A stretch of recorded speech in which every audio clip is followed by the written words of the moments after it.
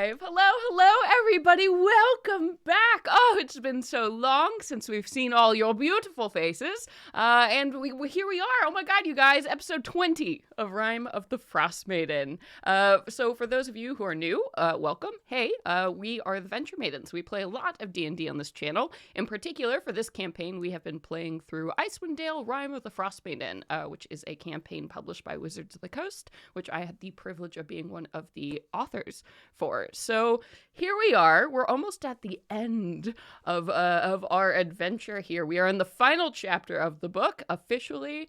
Probably only a couple more episodes coming your way. So how you all feeling? You feeling hot, heavy, ready to deal with some ice problems? All of the above. Ice problems. Ready to defrost this adventure? Oh my God. Yeah. Oh boy. Oh boy. We're gonna do intros in just a second here, but before we dive in, I do want to mention that, hey, this is a horror-based campaign. Rime of the Frostmaiden contains a lot of dark themes that you've seen throughout the campaign and will continue into this final chapter. So things like body horror, in particular, is a big content warning for this chapter. And we might be throwing a couple more in the chat, depending on where we go in this expansive city that we have before us this evening. We're keeping you on your toes. Hey, on your toes. Just be ready for anything. But in the meantime, hey, everybody. My name is Celeste Gonowich, and tonight I will be your dungeon master. I'm Joe. I'll be playing Gob Herkenstone, your beastie barbarian. I'm Katie, and I'm going to be playing Minerva Tinkabobble, your human wizard. I'm Nassim, and I'm going to be playing your Kalishtar cleric Xena Orendi. Hi, I'm Sage, and tonight I will be Inga, your druid. So calm.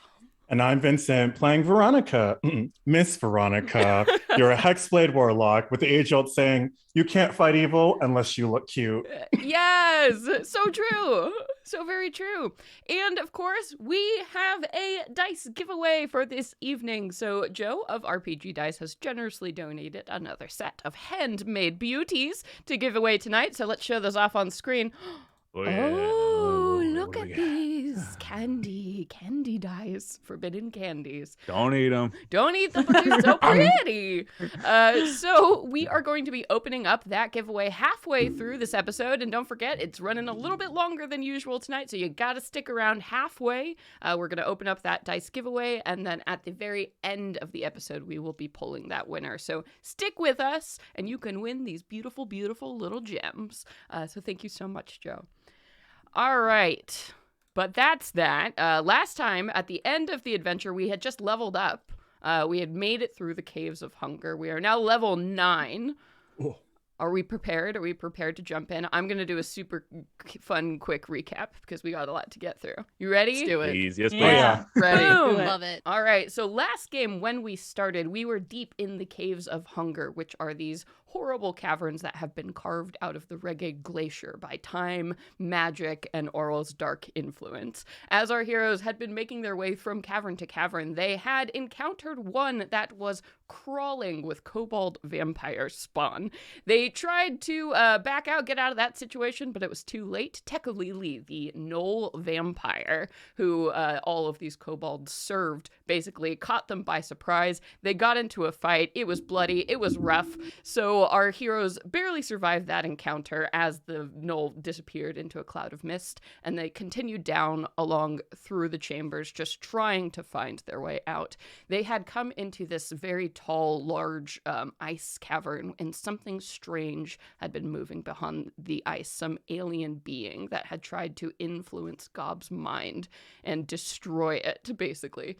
Both Gob and our good friend, the Red Wizard, had fallen under the influence of this thing, but with some magic and some fast action, both had been saved from this eldritch horror behind the ice, which had drifted away to cosmos unknown, leaving our party to continue down even further into the caverns, where they came into this highly reflective, polished mirror-like chamber.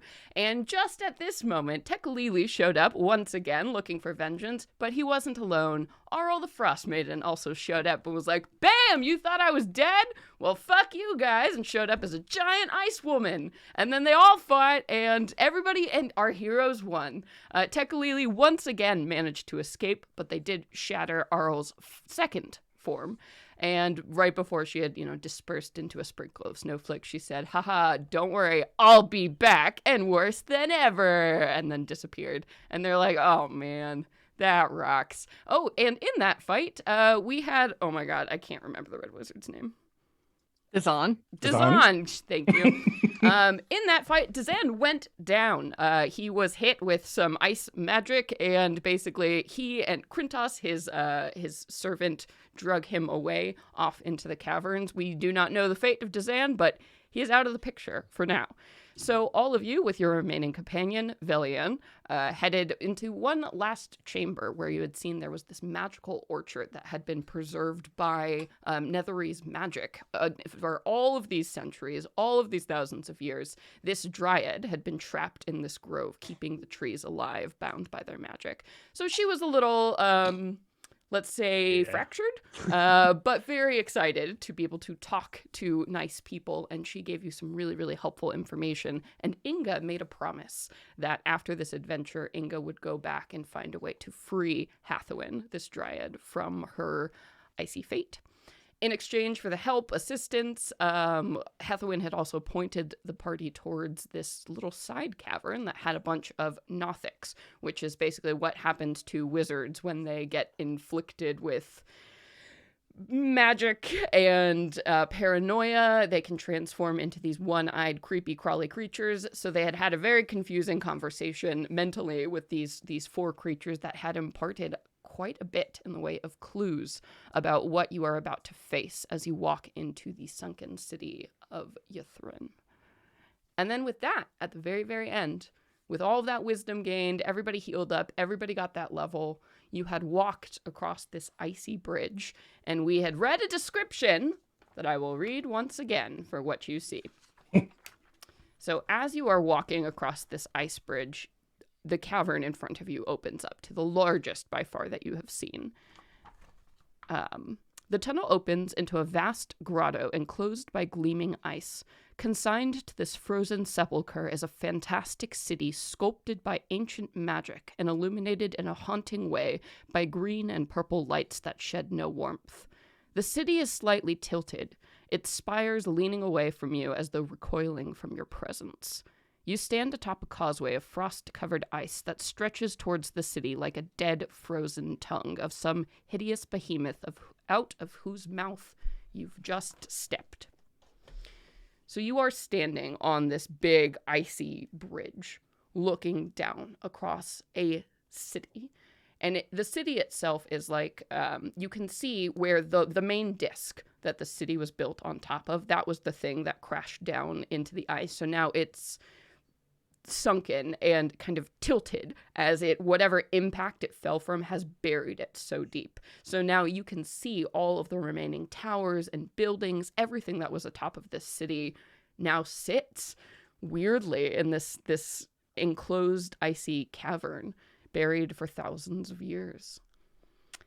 And I actually have a picture that I'm going to show everybody here. We ready? Ooh, Yay, look at this picture. graphic. Yay. Ooh. So this is a version of the player map, so the unlabeled map of the fallen city of Ythryn. So you all are coming out at that southwest point, so that stretching arm of ice, that is where you are walking into the city right now. And just for scale, one of those little spikes on the outside edge, that is like a full 4-story wizard tower. Just to give you a sense of the scale of this place. Damn. It is big. You can see all like the tiny little buildings, and like there are entire, city blocks contained in those oval shapes. So this is what you all are seeing as you stand above the city in this moment. It's like an evil magic cookie. Yeah. Okay, Took the that's one words way right to out of describe my it. mouth. Yeah, Now Like- all I can see is an Oreo with the cream kind Oh, of no. sludged off. Oh, right. no. And like the little place where we're coming out of, it's like the tongue that doesn't know. It's just like, eh. Now the fear is gone.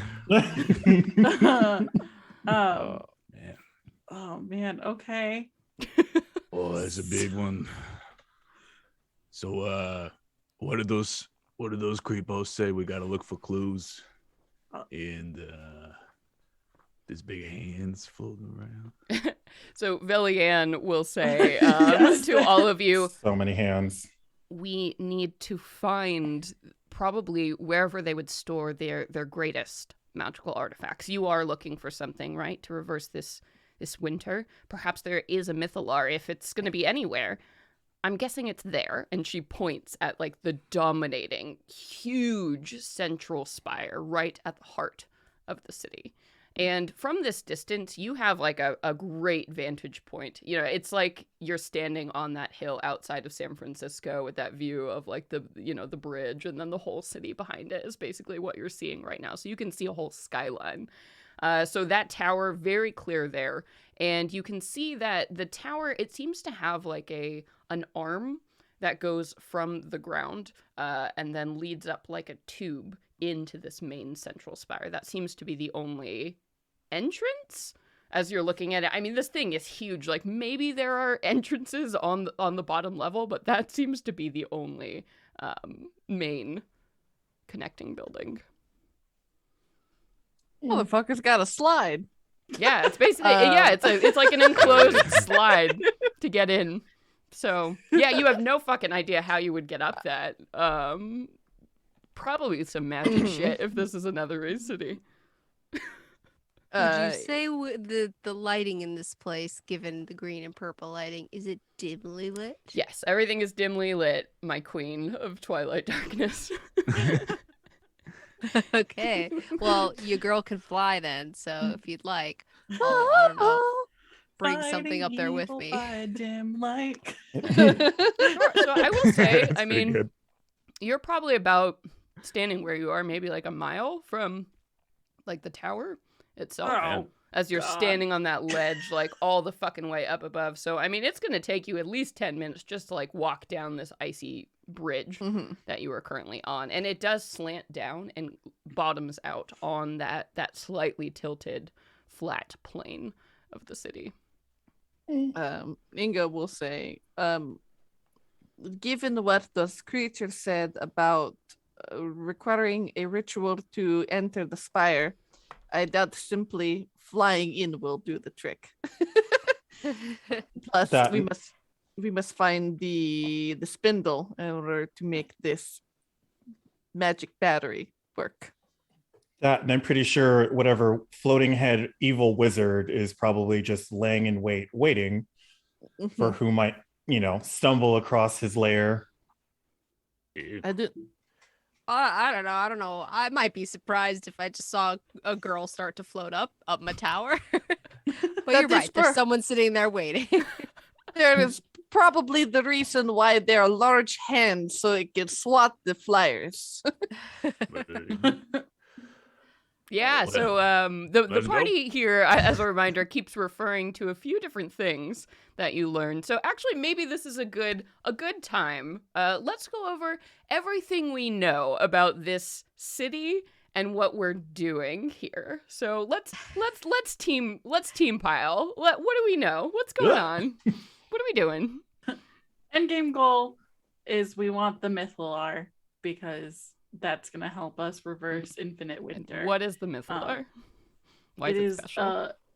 It's Nethery's artifact of immense power that's like god levels of power, which is the only thing that we can think of that can fight an actual goddess who god decided power. that her favorite season is going to be all the time. But to do that, we need the spindle. Or is that the Mythalar's the spindle? I don't remember. They're different things. You haven't heard a lot about the spindle. Like the Arcane Brotherhood doesn't really know what that is, and when these Nothics talked about it, that was the first time you had heard about the spindle. But we can't use the Mythalar unless the spindle is out of the city, right? Yep. Okay. We know that the Mythalar is in the center of the city, right? Yeah, the big spire. Gotcha. We also know that there's giant floating magical hands of force that are wandering around the city to splat all the flies that wander in. So that's great. As well as a very powerful archwizard who went real crazy and is basically just a floating head now. Yeah, and he was the one who used to rule over the city at one point. Talk about not letting it go. Wow. Yes. Anti-Elsa. Yeah, Right. and what do we know about why Ythryn is here, buried in the ice? So Ythryn is a fallen city of the Nethril. The Netherese being humans who once learned the secrets of high elven magic and build these insanely spectacular floating cities in the sky. And eventually, because of, like, in a very little way, pure hubris, trying to unseat the goddess Mistral, the goddess of magic, and claim it for themselves. She sacrificed herself, and the magic that was powering the cities was just like taken from the world, and so they came crashing down onto Toril. Yeah. Mm-hmm. Mm-hmm. Idiots. Dumbass. Yeah, so we know the fate of Netheril. That we can maybe assume is the reason Ythryn fell. We're not actually sure, I will say, just given our information. We do know that to get into the central spire, we need to do a ritual, which is scattered around in the other wizard towers in the city. So we have to tackle that to figure out the ritual before we can get in to do all the big stuff in the center. As well as avoid all of the giant force hands ready to high buff us to the face. Sounds easy, right? Sure. Oh, sure. Easy peasy. We've beaten up gods multiple forms. Why not? Yeah. God. 2 out of 3. Go wrong. But best 2 out of 3. Right? So I That's guess still a win. I think God would get a little antsy and get moving pretty quick, while keeping the conversation going. But Yeah. So we Before we know- get closer, yeah, before we get closer, we should probably release the orb so that he can yell about stuff now rather than when we're like in the city. Right. Oh, the Drawing all professor the orb? attention ever. Yeah. Professor Yeah. Scant. you know, Are you gonna? Yeah. So Pretty sure it was his fault. Takalili came after us anyway. Yeah, But, you know. Villian reaches into her bag and unwraps the scarf that you've been keeping around the Professor Orb, and he goes, "Oh my goodness!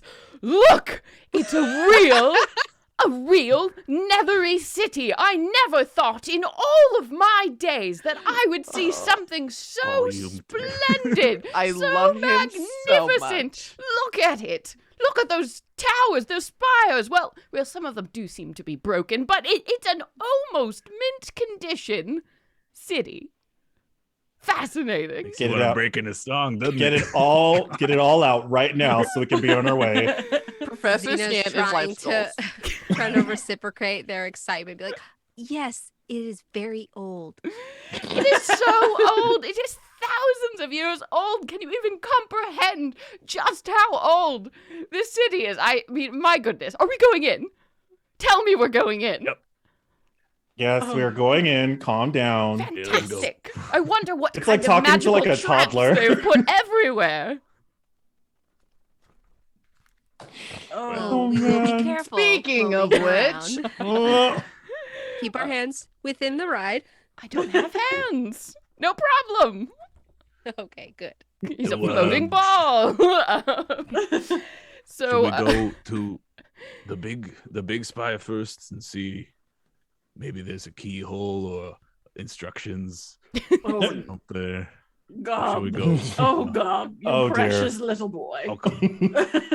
I think we need to try to make our way stealthily to these other towers and figure out this ritual. And then we'll go for the biggest one. I know it's the most exciting, but this is what we have to do to survive. And Yeah. realistically, the most powerful magic will probably be in that tower. So that's probably where a lot of the enemies will be too. Mm-hmm. I have a feeling they're going to be fucking everywhere, no matter where we go. True, but you know, Mm-hmm. always got to protect your most precious things. Inga's gonna cast Pass Without a Trace upon the group so we can be a little bit better at being quiet. This What? Neat. That's neat. That's good. That's really good. Yeah, okay, so is the plan just to, walk down this ice bridge, get into the streets, and then hope you find things that look like big quest Look like plots? rituals? I Look guess like if big we- quest plots, tower buildings? I Yeah. mean, Look We for can the giant scope out question marks above the the- things. That's where we need to go.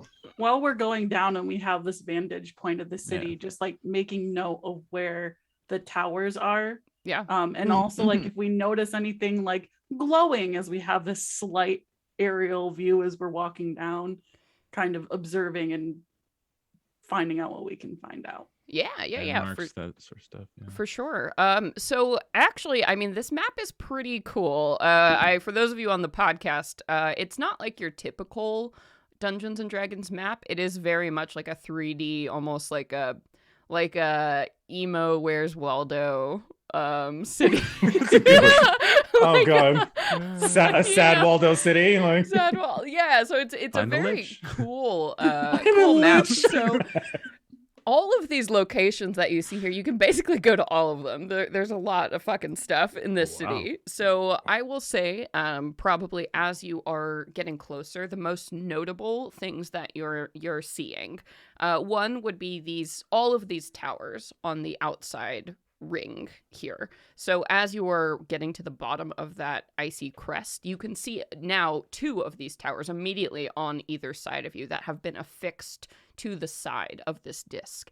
And as you look at them, like, yes, these are full, like, these are full, like, wet dream, like, wizard tower, gorgeous, like, this is what you would want, like, if you were a wizard and, like, this was yours. That is... He and I always said we were going to have a vacation home. Oh, God, if it this wasn't... is a little yeah. overkill. Like, Yeah, and there's a bunch of these that are hanging on the outside. So 1, towers right off the bat. And as you get a little bit closer, you can see narrow windows pierce the walls of these tall spire-like towers. Gargoyles cling to the eaves, and doorways at the tower's bases seem to be the only ways in. So right off the bat, bing, bunch of towers. Whoa. And and then the other thing, probably like immediately in front of you as you get down off of this ridge, you see what looks like if you had to guess, a stadium? Like it's like a large oval shaped structure. From now that you're standing on now that you're standing on the ground, you can't see down into it, but up from above you could see rows and rows of tiered seating leading down to some kind of field. And so now, like, looking up at this vast structure in front of you, yes, it's like a oval stadium sort of thing. You can see just the very edge of, like, metal masts, maybe, poking just over the edge as if, like, they were standing up on whatever this field is. So that's what you kind of see to the right. And then to the left, you see it's basically a whole city block's worth of buildings.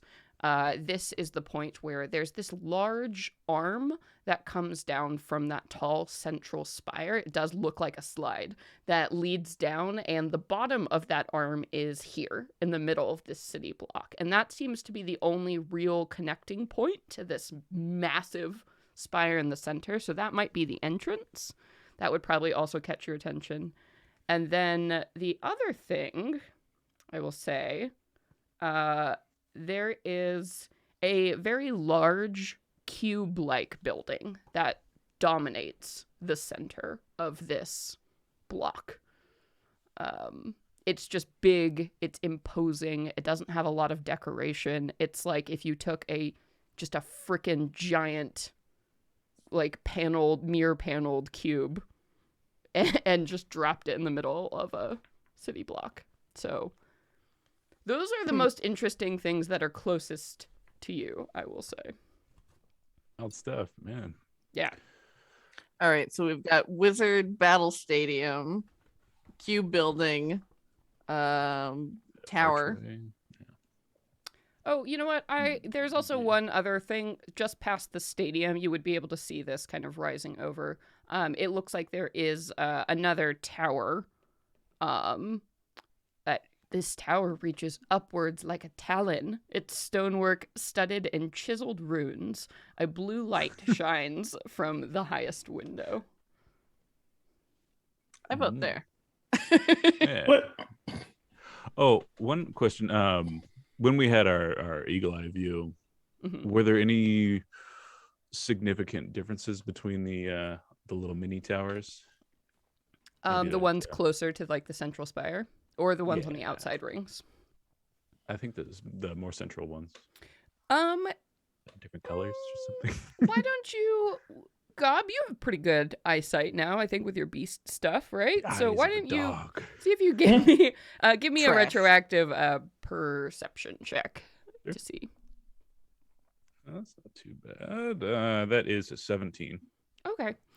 Then I think it was difficult to see. If you didn't have your animal eyes and senses, you're not sure you would have picked up on this. But because there's so much, like, those green and purple lights, like, all through the city and casting off of the ice, it creates a very eerie, weird lighting effect. So it was difficult to see that there are towers scattered through the city that are lit up at the top, like this one that you're seeing here that has that faint blue light.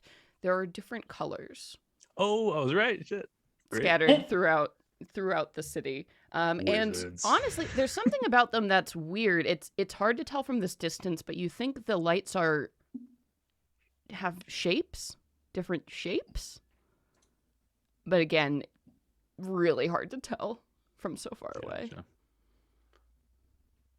Cool. I guess I Can't want to really let see everyone know that the color shapes. I don't know. Let's go. Colors and shapes, the only things I learned in school. Right. What were you gonna That ask? was blue. That's a blue circle. was I was red. gonna ask, is that a blue circle?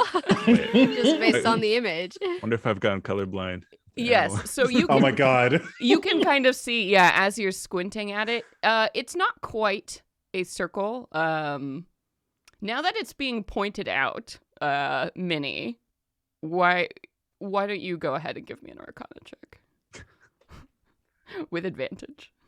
Okay. Because of your archaeology thingy. Well, that's an 18 plus 9. Oh, 27. Okay, again, it's hard to tell from this distance, but kind of looking at the shape of this thing and this color, this reminds you a lot of glyphs, ancient glyphs you have seen to represent abjuration magic. So like a symbol and a color to represent a school of magic. Veli, of course you would have already noticed. You know, it would She be obvious. she looks at you with her eye patch and is like,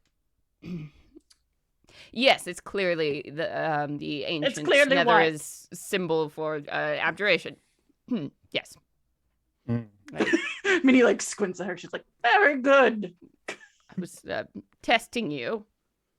Oh, yes, it was definitely you testing me. Veronica standing behind both of them. Sure, Jan. Mm. Well, then, that must be it. If there's one tower to represent a school of magic, perhaps there is a tower for each. Maybe those are the towers necessary. We have to visit each. Does that mean we have to cast a particular spell of that school at or in each tower? We're gonna find out. I don't know. Let's get up in there. This is like a Don't ask me. vacation with Yeah. extra death. You sure we just shouldn't check the door in case there are instructions that we've missed. Oh. The door? We're taking the word of some slithering little things and not going to check for ourselves. Doesn't that sound a little odd to you? For sure, Perhaps we don't even have to do this. I'm getting up in that tower, young lady. I need to see what's in there. If I had time, I'd go into every single building. But alas, we'd probably die if I did that. Yeah. So Velian is pointing at that spire, the main central spire. She's basically voting like, maybe we can just go in. Oh, okay. Is her point. She's like, why are we trusting little weird things to tell us, and we haven't even looked at it? I'm sorry. Wasn't our whole mission with the start when it came to you was to go to an island to collect the floating orb? Which is clearly in that central spire. If we don't have to waste our time with the rest of this, then yes. That's my vote. Maybe left the back door open, the web. I just have a feeling that it's not that simple. It was so fucking hard getting to where we are right now. You think we're just gonna waltz up? Life doesn't work like that, sweet cheeks. I mean, these ancient we might as well check. these ancient people definitely believed that life would be really easy for them until they fell out of the sky. So I am worried that it is going to be far too held down over there. And if we go in, we're going to get our asses kicked in a big fight we're not ready for. well, then we'll just go stealthily. No one has to go in guns a-blazing. Oh, Where's Jingles? Wait. Okay. Jeez. Let's do one little tower, and then if we still feel it, we can do one big tower, and then trade. Okay, how's that? Velian rolls her one eye and is like, I'm sure there will be knowledge to collect in every building. So if that will compromise. sate your curiosity, fine. And was the abjuration tower the closest one? It was. Yeah. So right now you're basically standing right by the stadium.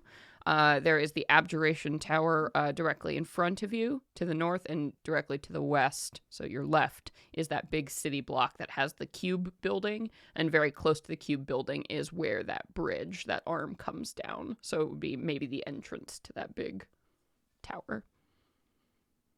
Yeah. Let's go. Yeah. All right. I'm going. Here we go. Quietly, Gob. Yeah, so as we are walking through this city, I mean, it's completely abandoned. It's freaky. You're looking at all of these incredible buildings, this architecture that is so unknown to anything you've ever seen. It's all very organic and curved and uses strange textures and colors that just aren't quite right for anything that exists in your world. And everything is lit up, again, by those purple and blue and green lights throughout the city, as if somebody left all the lights on, but there are no people. There are long stretches of parks that have been perfectly preserved, just as they must have been when the city fell. Most of the buildings are intact. It looks like whatever magic was holding this thing up, maybe it subverted some of the damage. This could be just a normal city, but there are just no people. It is silent. So are like the streets clean? Are there any like bones, or The streets are clean. Pretty good order? There don't seem to be any bones. It's just as if somebody just took all the people out. Which is freaky. Yeah. What did this wizard do with all the people? Where are all the people? You would expect, right? Corpses or damage, but Probably one big bone monster somewhere hanging out. just chilling. All the people, and I mean, this city must have held thousands of people based on just the buildings, and they're all gone, buried in this ice. So, you're walking through these extremely quiet streets. What are you all doing? Are you like you're sneaking? Are you trying to pay attention? You watching? Are you paranoid? Are you like chilling? You think this is amazing? What's going on? Veronica's looking out for hands or any type of movement that isn't from us. Gob's ears are going wild with the radar dish, trying to pick up on anything. Yeah. Okay. So it sounds like the two of you are keeping a pretty good lookout. So Gob and Veronica, why don't you go ahead and roll me some perception checks?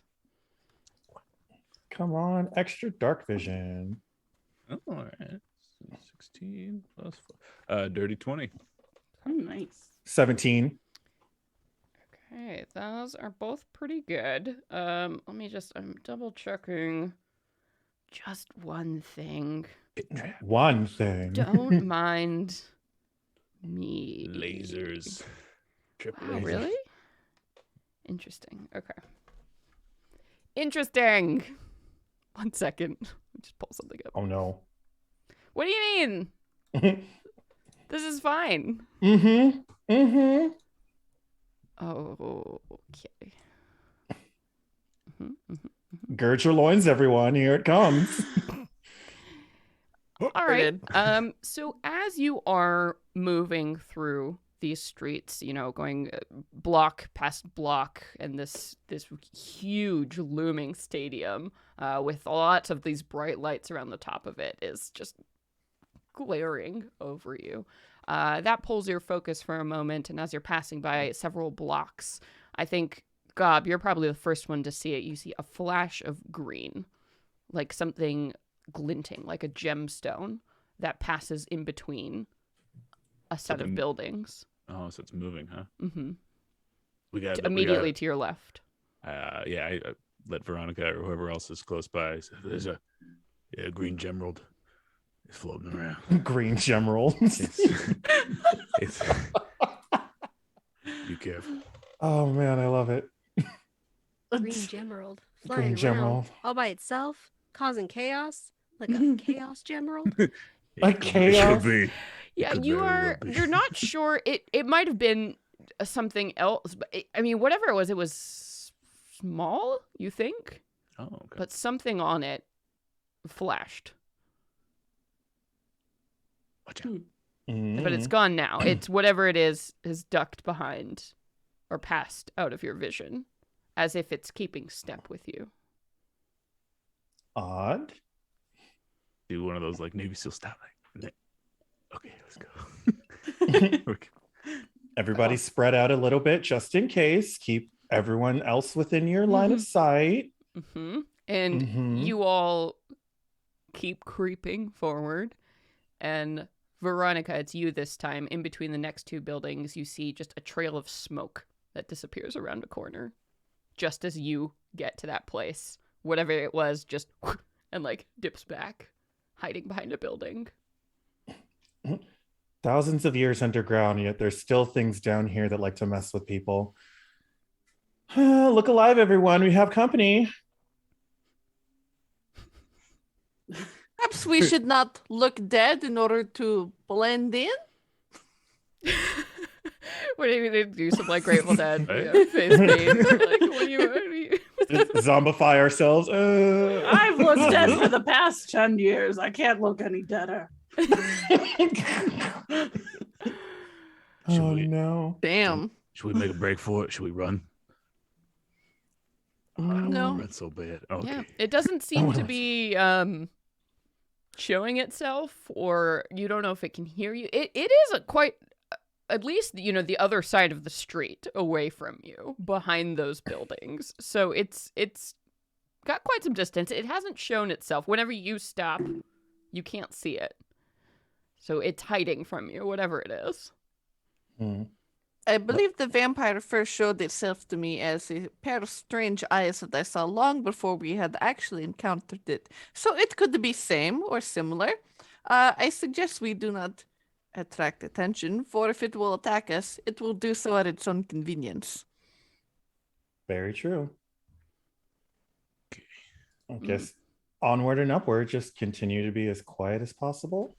Yeah. I think as we're moving to, now that Minnie's aware, she's just gonna kind of try to catch a glimpse of it. And I don't know if I can do like any kind of arcana or anything like that to try to. Let's see. I think you have to see it. If you can try and see it.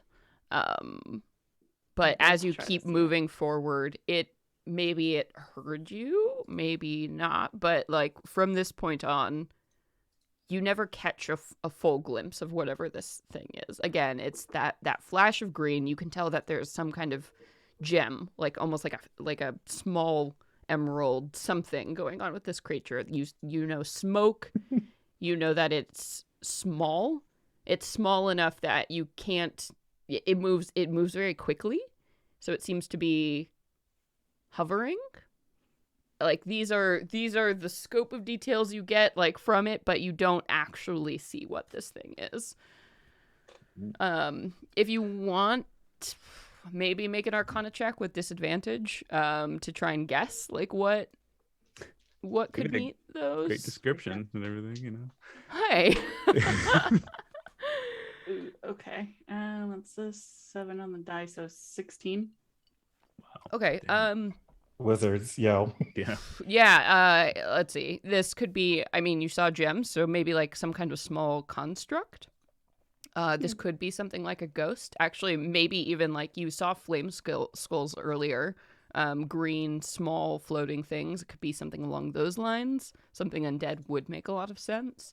But something that wouldn't openly attack you, not hide from you. You're guessing it's something very intelligent.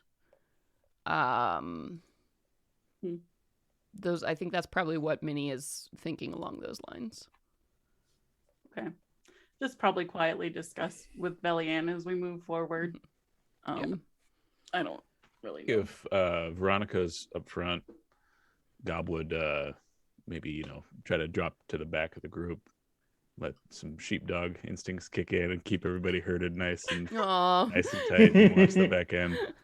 Yeah, Inga would definitely be like, yes, stay close to me, squishy wizards. Yeah, wizards, to get in. Yeah, everybody, suddenly Minnie and Velian have found themselves surrounded by everyone. But that rock is shiny over there. Let me go get it. Oh, yeah. And of course, Velian keeps getting super distracted and also talking to you, Minnie, like pointing out, like, we always thought the architecture that they did this for this reason, but now that we're seeing it here, and oh, this is probably why they did this, and like, what kind of grass is this? And oh my God, look at this metal. It's an unending stream of learning that is happening here. Oh my God. Oh, I hate it. Yeah, so you continue to make your way, and eventually you reach the base of this tower. So, let me see, anything special on it? Okay.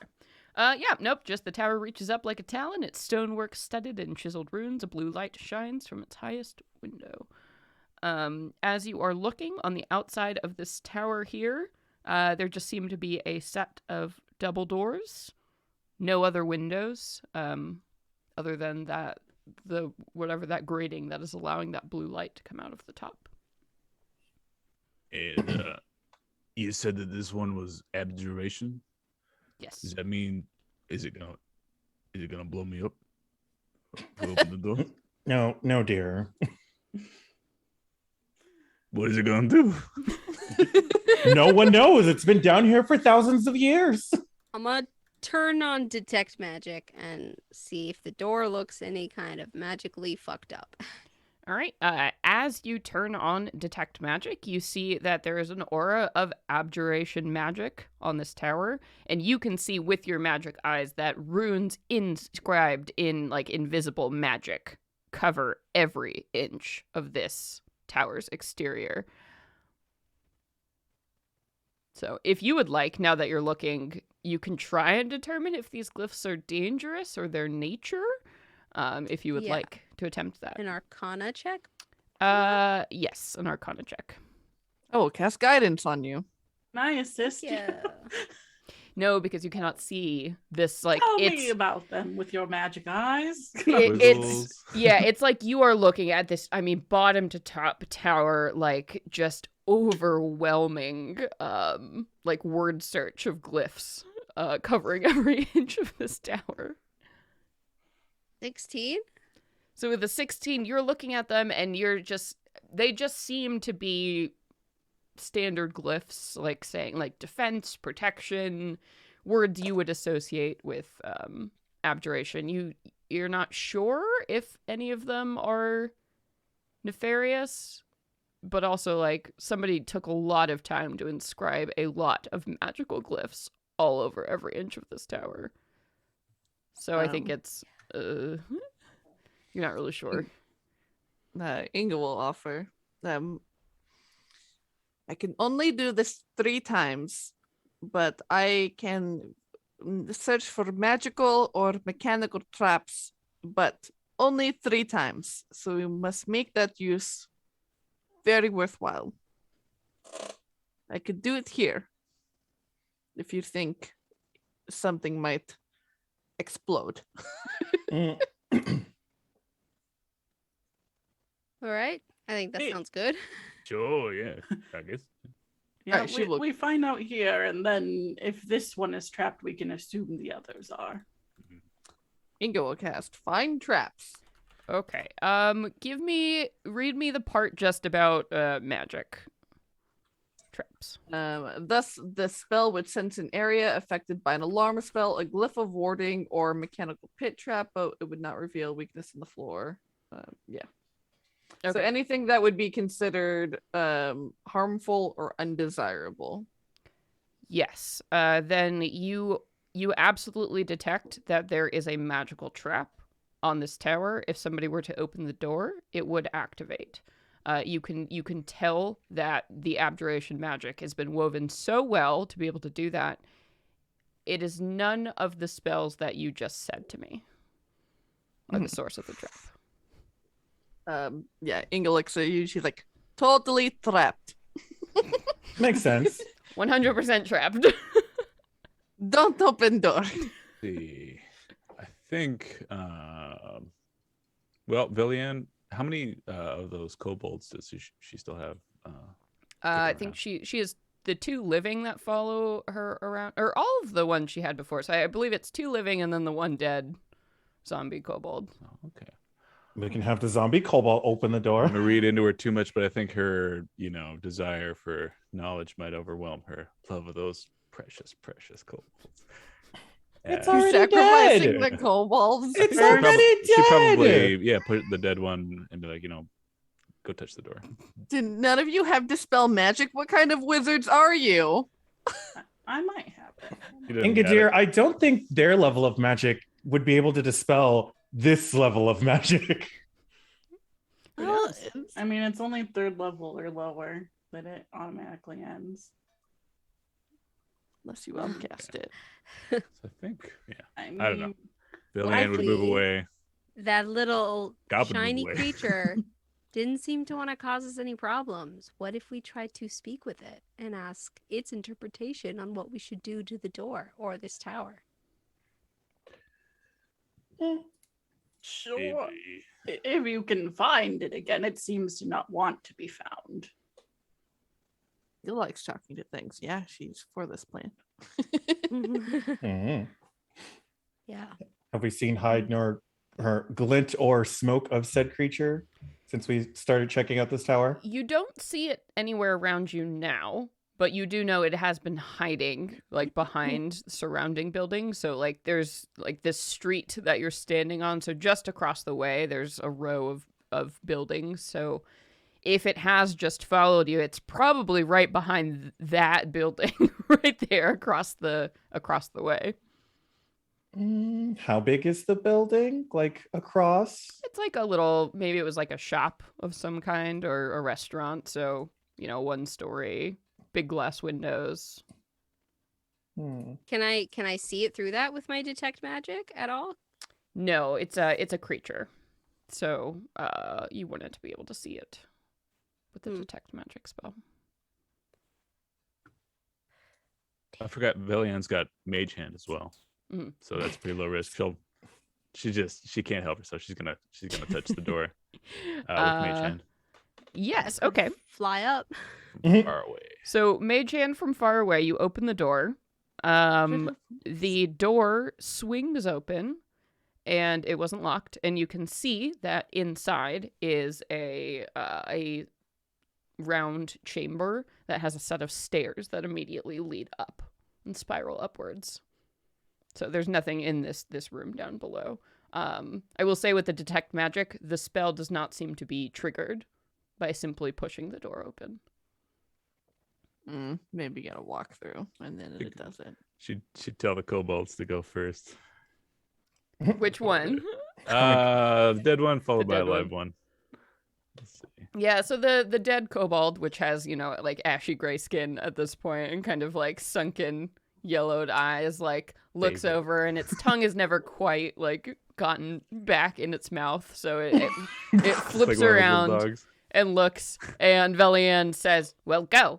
And the two other kobolds look at each other, and then they look up at Velian, and they look at their dead relative, and they look very concerned. Aren't we all? And she says, "Well, I can always just bring him back in case something happens," she says to the kobolds, and they go, Oh, and they yeah. like worried, but they nod at each other and at her, and like, kind of push the one with its tongue sticking out towards the door. And he takes a few steps forward and looks back over his shoulder, tongue wagging at you all. And Velian makes a scooch hand, and then it keeps walking through this door. And it's standing there now on the other side through the archway, looking at you all, standing in this room, flipping back and forth, just with its tongue wagging back and forth, and it seems fine. Okay, that was a little anticlimactic. Mhm. Probably do it the live one next. The magic of the spell does not seem to have triggered when whatever this is, passed through the door. What if it's still triggering because that one's undead or not triggering? Maybe. Yeah. Should probably That scoot the is next my thought. live one forward. You next. Go on. And then you all suggest that, and Velians goes, "Listen, worst case scenario, you die, and I bring you back, and it's all still the same." And the kobold looks at her, and then looks at the dead kobold that nods its head, and then looks at the other kobold that nods its head, and sighs and puts a little like clawed hand to its chest, and then steps across the threshold. And as it steps through, you see, I think it's almost blinding, Xena, as just the lights of this tower like and like dispel in one like immediate shock and burst of energy that siphons into this little kobold as it crosses the door. And you see its head jerks back and forth. So none of you saw this power, just Xena saw it because of the detect magic. So what you see is this kobold that steps across a doorway, and it got socked in the face as it grips its head and is like trying to come to terms with whatever is happening, and it kind of falls and it's clutching at its face, and it's looking around now, laying on the ground, looking terrified of what's happening. Oof. Like a lightning strike, essentially. Basically, yeah. Terror. But that only you saw. And now it's looking around wild-eyed in this situation, and it just crawling around on all fours and just like yipping and just making gibbering noises that aren't language. It is just really messed up. Us normies. Is it in didn't see pain, or anything. is it like disoriented? It doesn't look good. There doesn't seem to be anything physically wrong with the kobold when you look at them. Oh. Hold on, everyone. Some massive force of power just came and struck down that kobold. Let's give them a moment to try and compose themselves. I knew it. Is the magic still on the tower? Whatever that effect was, it seems to have been spent, the charge, but you can see already, Xena, that it is starting to like glow again. So over time, this effect is going to recharge. It's on cooldown. Yeah. Right. Yeah. It seems to have fired its charge and is going to regain the power. We might want to try to go in now. Yeah. Oh yeah. Yep. Let's go. Running. And now Running! you see, you run into this small space, and this kobold continues to kind of drool and babble, crawling on all fours on the ground, and the other two kobolds are freaked out and trying to help it, but the kobold like will bark at them like a dog and like tries to bite one of them, and it's a whole thing. Whole kerfuffle. It's a whole thing. So you see that the stairs up from this point spiral upwards, and Velian will be like, just we'll get them on the way out. Clearly, let's and go. lets the two kobolds just deal with their third whatever is going on, which is not good. Well been there. Yeah. Same girl, same. So, we're continuing up the spiral stairs. Yes, as quickly as possible. Right, as fast as possible. Quickly as this replacement hip will get me up there. Yeah. All right. So, as you walk up these spiral stairs, it opens up into the chamber at the top of the tower. A huge anvil, chiseled with vivid blue runes, rests in the center of a 30-foot diameter, 30-foot high circular chamber. Resting atop it is a hammer adorned with matching runes. 6 armored figures stand guard around the anvil. At the rear of the chamber, the frozen corpse of a wizard lies in a pile of rubble. Blue flames flicker from braziers spaced around the room, illuminating a carved inscription on the ceiling. So as you all step into this space, the 6 figures turn to look God. at all of you.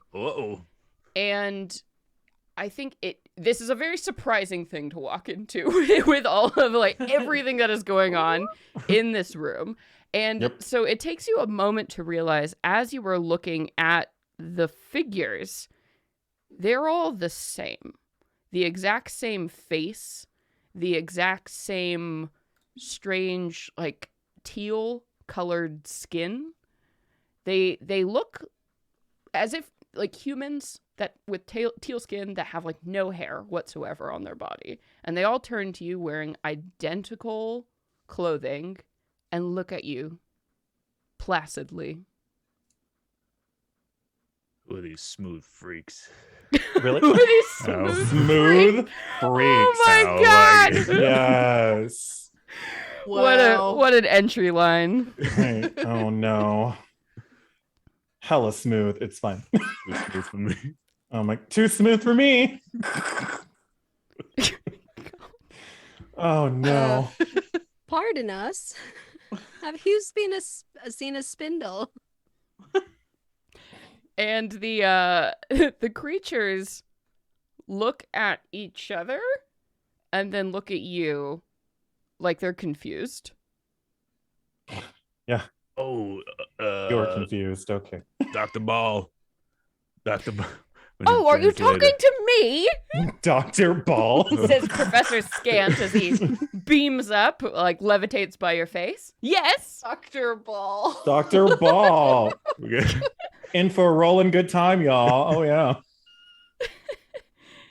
Can you Gob is too dumb to yeah. Do The ball is something. hovering closer to your face. Yes, Gob. How can I help you? Oh god. Help us. Personal space. Minnie grabs the ball and turns it towards Xenot, and she just says, "Translate, please." Yeah, that. Oh, yes. Oh, what would you like me to say? Go ahead, dear. To the creatures that we don't mean, sorry to disturb. Have they seen a spindle?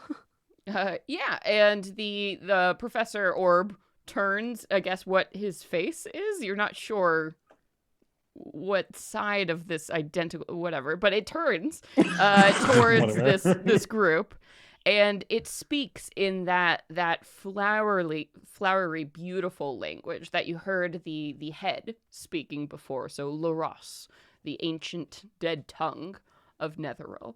And as the professor speaks out, you see that all of these green figures recognize now the voice. So that was clearly the problem. They don't seem to speak common.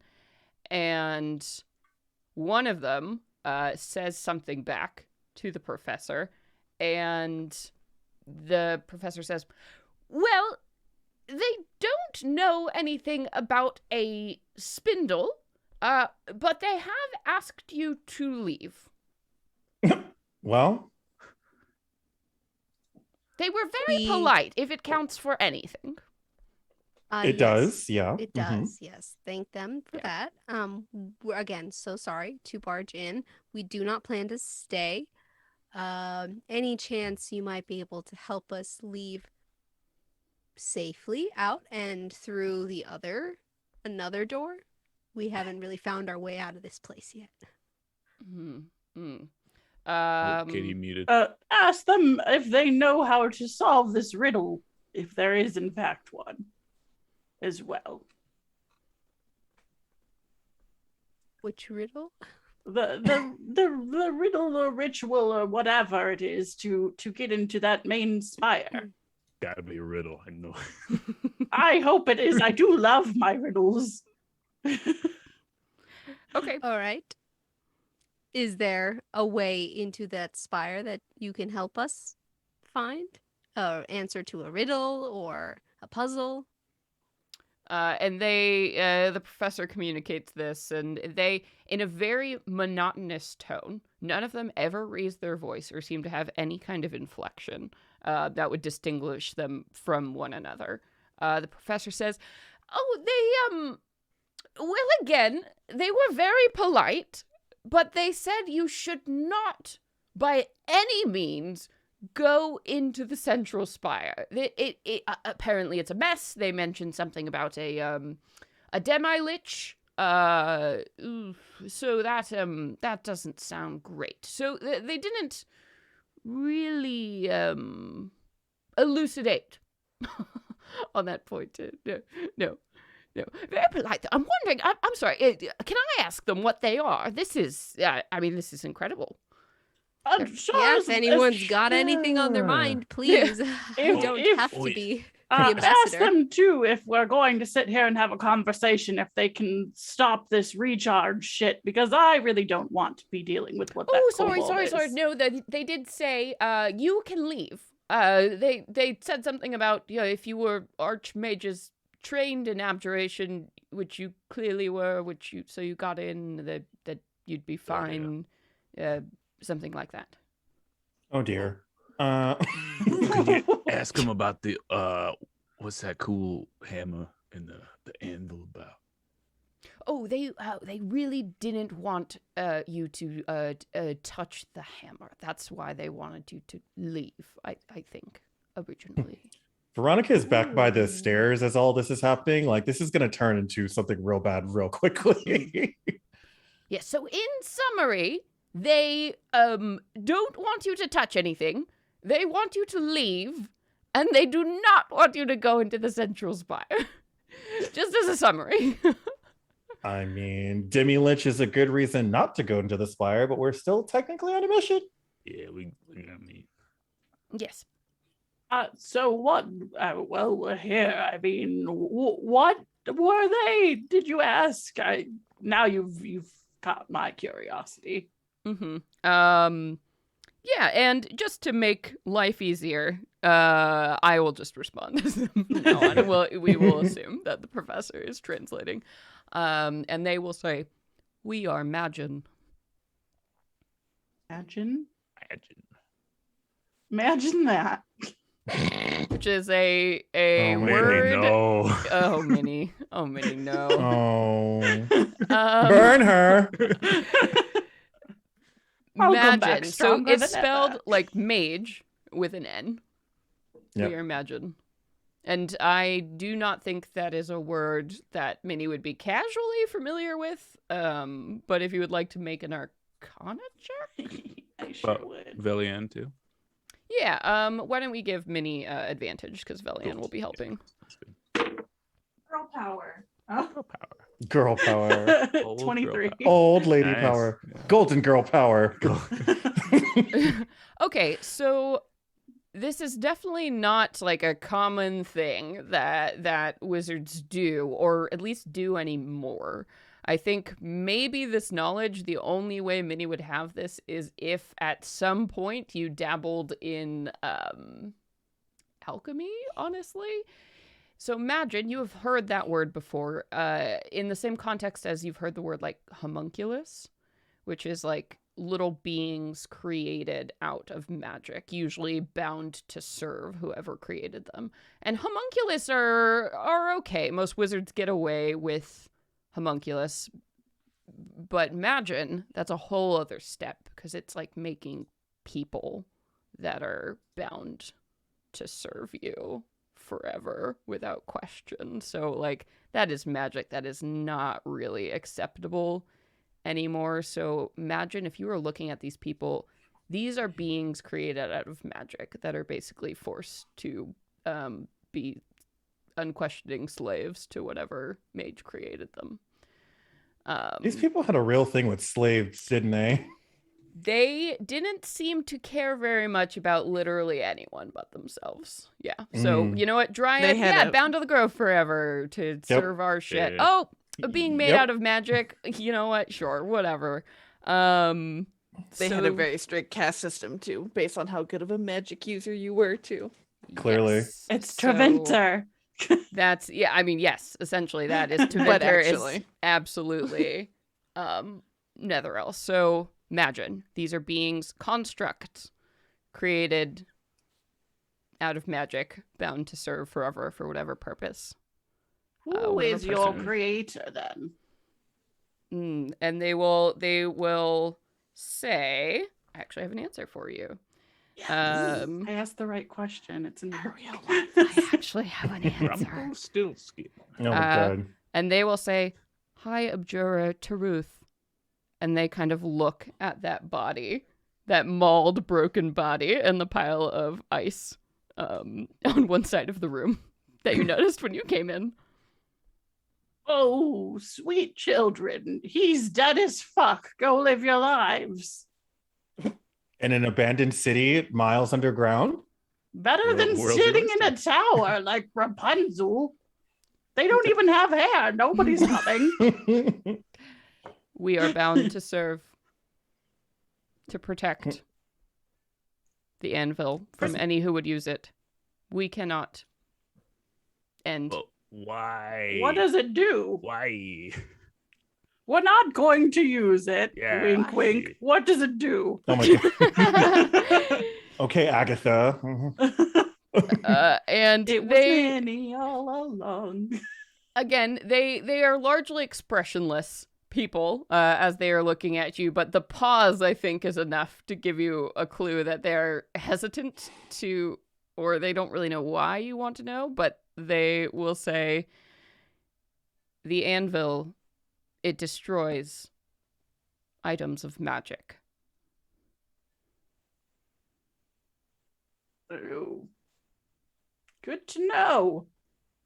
Destroys magical item.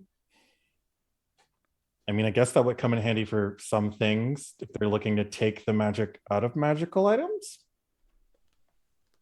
Or if something's too strong. Hmm. What if it could bust up that black crystal? Ooh, the Shardalin. Shardalin. Well, Can we try it? I don't think they're gonna let No, us use it. you for must funsies. leave. Fuck. We are bound to protect the anvil, to keep all from using it and its power. Hmm. Even if if we were to unbind you. well, and they look free you. over at the wizard. He was the only one who could free us. Ooh. How And he powerful is were dead. these? How powerful were these mages that even after they no longer exist on this realm, their magic still persists? You're standing in their city, thousands of years later. So I think Clearly. that's your question. Yeah, I'm like, Anybody know "Oh." a resurrection That spell? literally survived a fucking fall from the sky and is fine. Like, that's the level of these fucking people. Oh God. You had said that there were like runes or something on the ceiling. Yeah. Is that something that Professor could read to us or that I can read? Hell yeah, dude. So as you are looking up at the ceiling, you what languages do you speak? Oh, not many. I only speak common, gnomish, and undercommon. Okay. It is not a language you recognize. And the Anybody professor else? says, Dwarvish and giant. I'm sorry, that's not Loros. Elvish or orc? Ori Oh. or Sylvan? Mm-mm. Draconic. It is Draconic. Ah, Oh, Ellie. Velian Um, speaks it. step aside. oh my God. losers. All the languages. Like Translates. Draconic, the language that... Minnie puts a mental tally on Velian's Yeah, side and is like, fuck. Oh my Yeah. God. There you go. It's You got never-ending the wizard lore. abjuration symbol. She speaks Draconic. So Okay. we're tied for stars. We're tied for stars. So she looks up at it and says, it says, if this is right, first, shield thy heart with a wand from the nether oak. That's all it says. That sounds like a hint, a clue. A dark tree? From a Were there nether any trees oak. in this city when we walked in? Nether and oak is capitalized, if that. So perhaps it's a specific reference. Place in the city? Share, Maybe share these thy kind heart people or shield could thy heart. Oh, What was yeah. it? shield thy First- heart with a wand from another oak. I'm typing it in the chat. First, shield thy heart with a wand from the nether oak. Did you know that shield is an abjuration spell? Just putting that out there. I don't know if it means Nerd. anything. Nerd. Mostly it Thanks, protects. That was Yep. helpful. Let's ask the Magen. Yeah.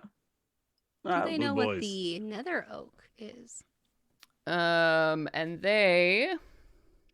It's a good question. You know, they probably do. They will, kind of look at each other and then look at you and say, do you promise to leave and not use the anvil if we tell you? We promise. Yes. You say in the same voice. Yeah, I promise. Okay.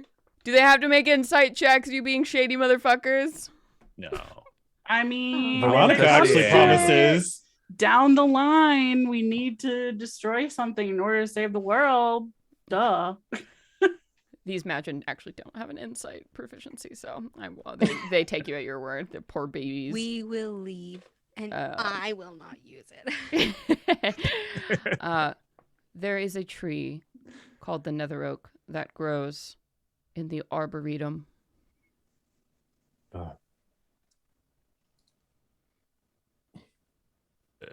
Can you point us in the Okay. direction of said arboretum? Mhm. Any defining features on this oak?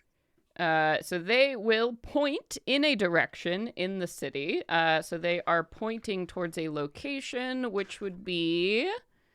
Is it the one with the trees that's Yep. brown? Yep. The one basically, Tree so place. on the far western side of the disc, you can see on that map that round brownish patch of trees. That appears to be the arboretum they are talking about. I really wanted Inga to go there, but I didn't think we had probably seen it yet. So I'm like, I'm just gonna hold on to that. I know the whole time I know that there's a big giant orb in the center spire, but I was like, but what are those fucking trees? Oh, don't you worry, boys and girls. We got a quest. It'll Oh. take us all around. Shriek quest, So- go. While they were pointing and I assume maybe turning their heads to look Oh, towards the no. arboretum. Can I, Gob, that is, I don't want to touch the anvil, but I do want to see if I can get, surreptitiously a little closer to the corpse of the dead mage and see if, if he's got like rings of, wondrous gold or whatever. I don't know. Oh my god. Yeah, so the mage is on the far side of the room, so not in the center. So as you creep by, you do see that the Magen absolutely notice you moving, but they have formed like a tight ring around the anvil, and while their hands, yeah, they have their hands like above their swords, ready to go. As you scooch around the room, and don't get closer, some of their eyes narrow, but you're fine. As you get to this corpse, Doctor, are they gonna get pissed if I touch the bones? They literally said not to touch anything, Gob. I thought they well, only they said didn't say you couldn't touch the bones specifically. I mean, they haven't killed you yet. Yet being the optimal word, but okay. Yeah. I'm just gonna like a dog, going for a treat, just kind of like making eye contact and like waiting. Yeah.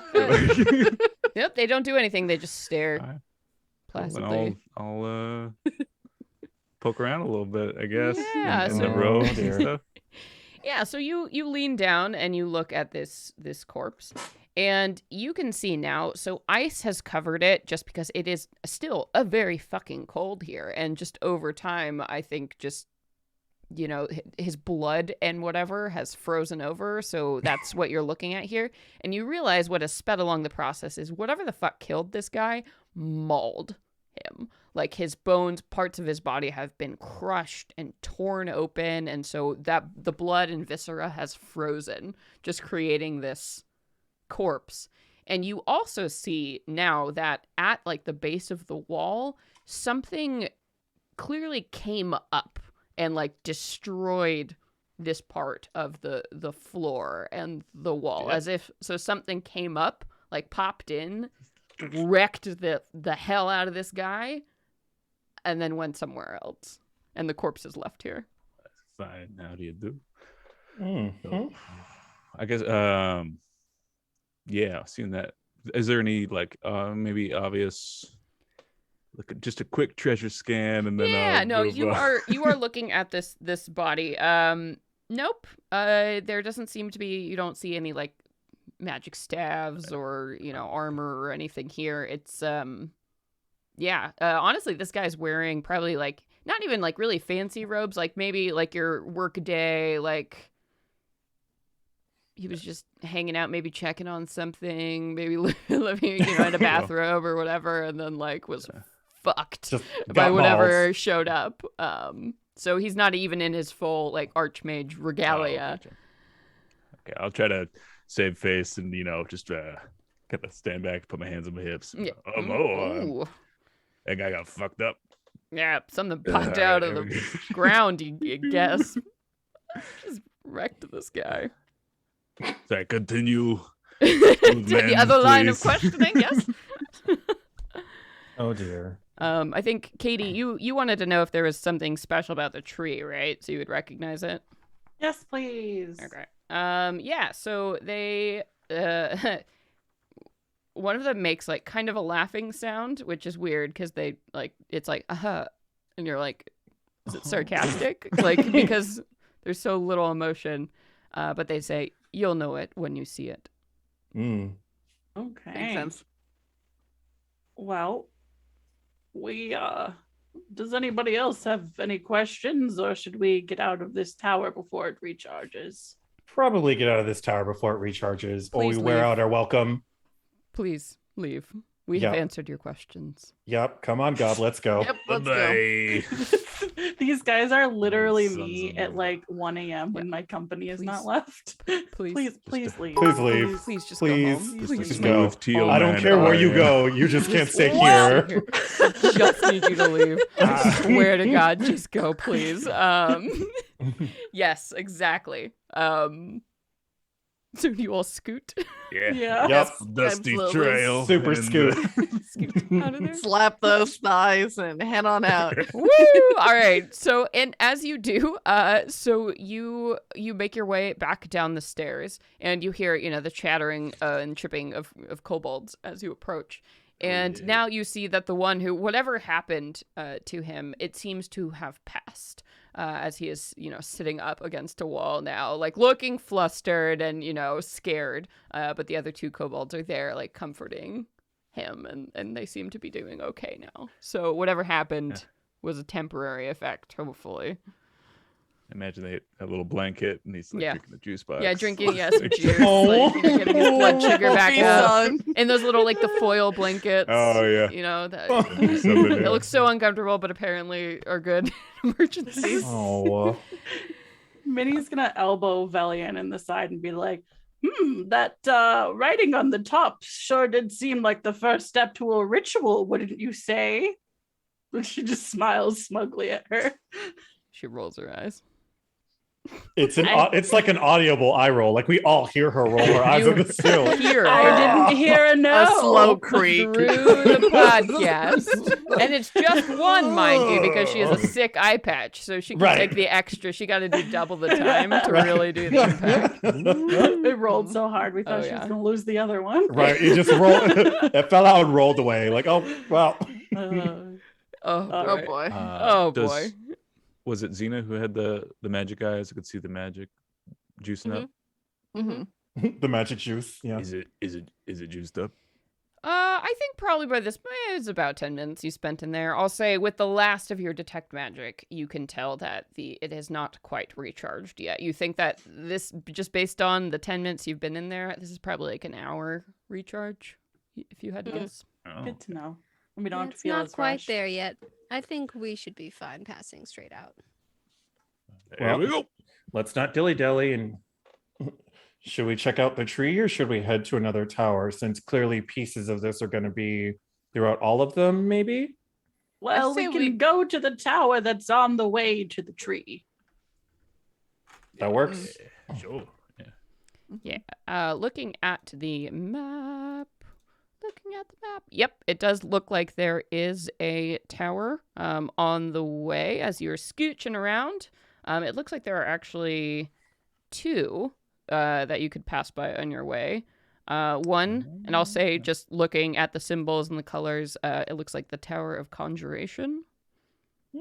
And then, there's this other like building that looks like a cluster of towers that's along the way. But it seems to be one almost like cathedral style shaped building. It's beautiful and huge, almost like a castle in of itself, a decorative castle. That is there. That sounds cool. Let's go check that out. Right. People. Clearly the divination one. Hashtag. Cool. That one doesn't seem to have a symbol above it, so it's some other kind of building. Oh. Hmm. So you On want the to way. head towards the divination or the conjuration tower is the goal. Mm-hmm. Yep. We're doing that before the forest? I It's think on the way. It's before, yeah. Oh, Yeah. okay. It's on the way. I'm pretty excited to see the divination tower. Are you excited for necromancy, Belly? I do admit that I am curious what kind of what we might find. She says with a little bit of Oh. excitement, that just uncharacteristic enthusiasm. Mm. Keep your top on. We're not there yet. She slaps your arm. So as you step out of the tower with this plan, you come face to face with a skull that is floating in midair, surrounded by like green fire.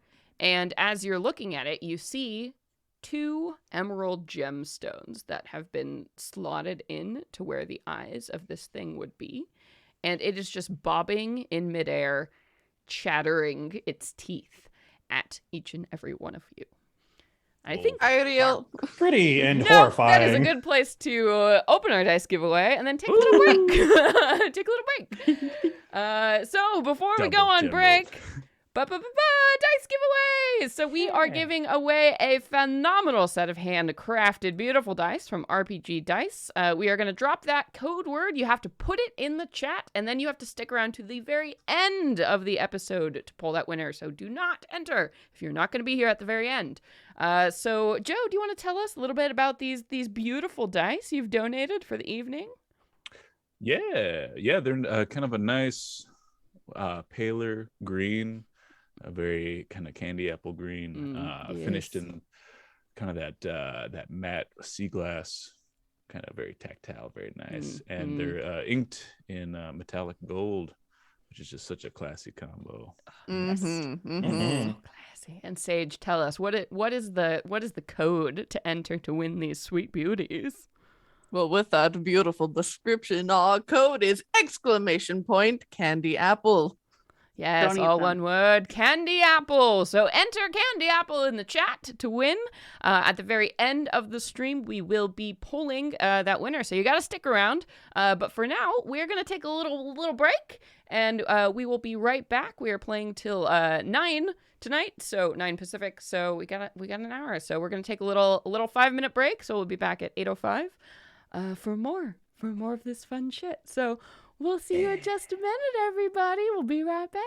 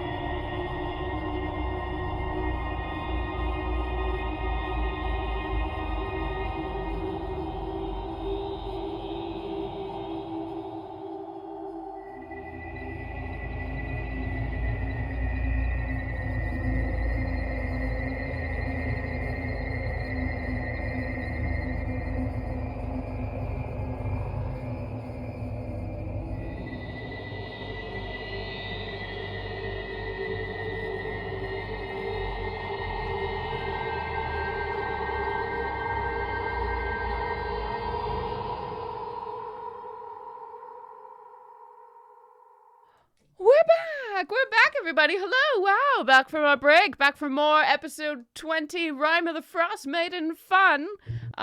So our heroes just descended down a tower of abjuration, opened up the doors, had a super sweet plan, and are now looking face to face with a floating skull surrounded by arcane magic with 2 gemstone eyes that is bobbing in the air looking at you all.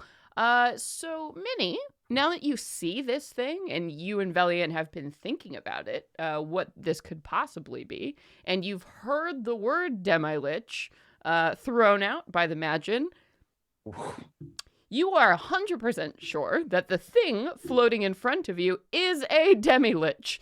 And what you would know very, very briefly about demi-liches, a demi-lich is what happens to a lich that doesn't get fed well enough, essentially. So liches are extremely powerful wizards who do incredibly dark rites to basically give themselves permanent immortality. They become undead.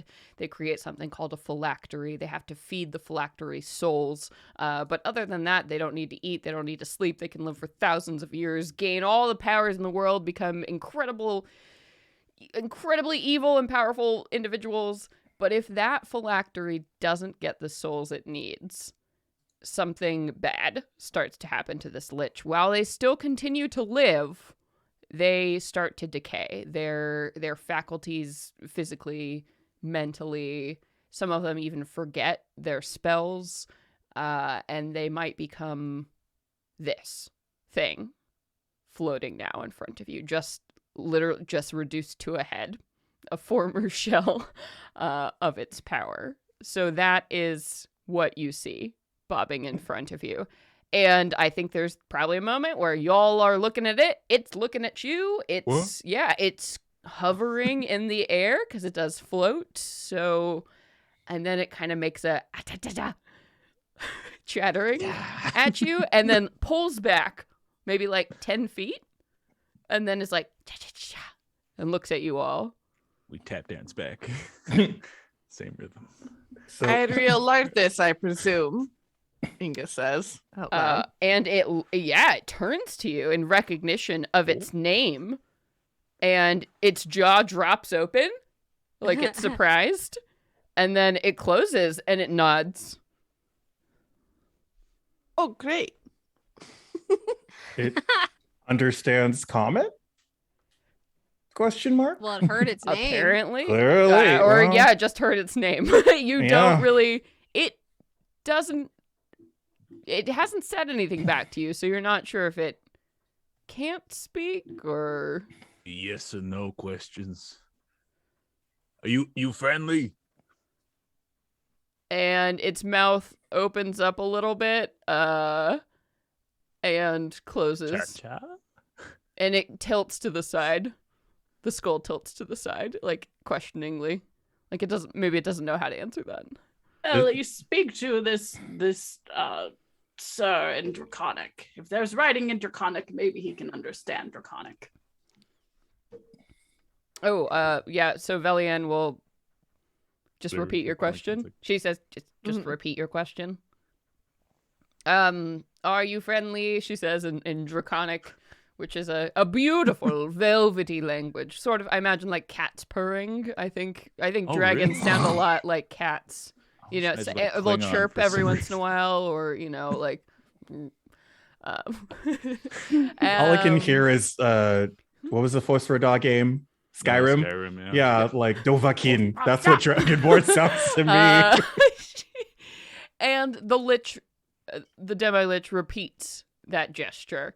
And she looks... I think it understands us. I think it just doesn't know how to answer that question. Do you understand common? And it nods.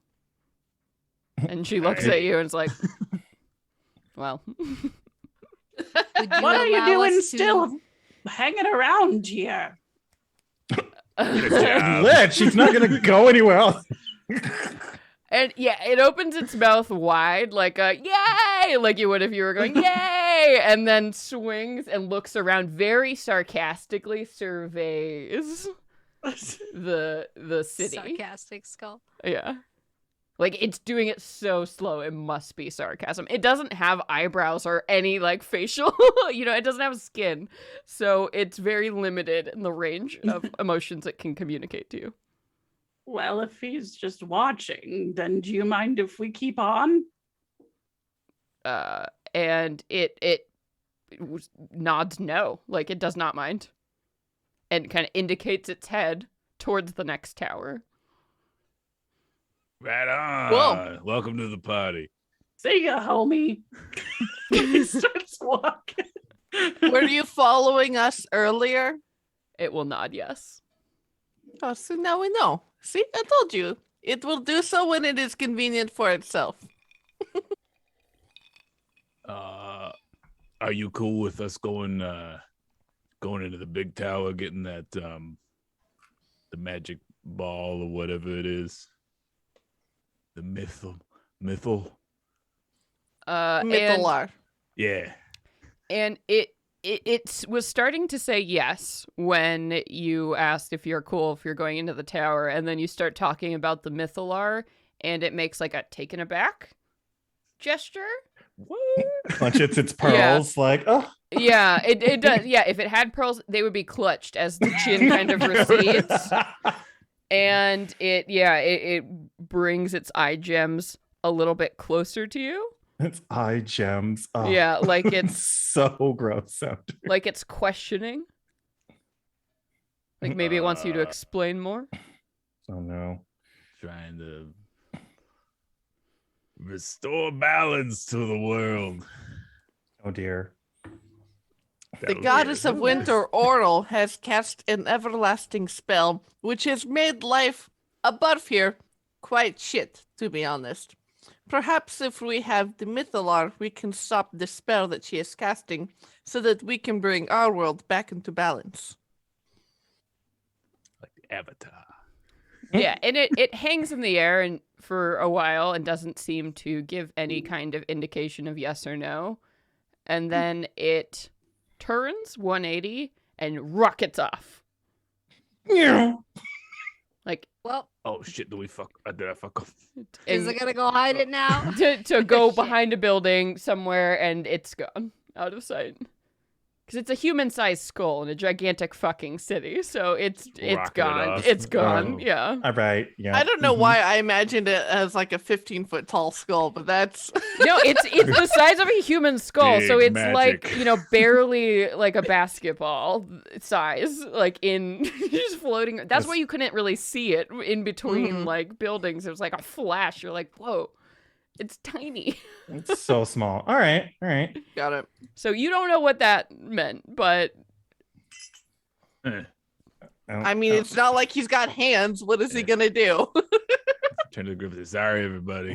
Oh. yeah, Or just does say, he I'm have very impressed large with this magical crew. hands? large We've magic come a long hands. way. Mm. We've Yeah. talked our way out of many situations now. Oh man. Veronica will go over to Minerva and ask, so if that is what happens when they don't have souls, how exactly do they get souls? Because if we walk into that tower, it may just suck all of the souls out of our body to feed itself. Maybe. Well, don't fucking die. Noted. Making sure well, but No, I mean, We what do left I know? this- What do I know about the process? Like, does is it there a just, process like Yeah. So honestly,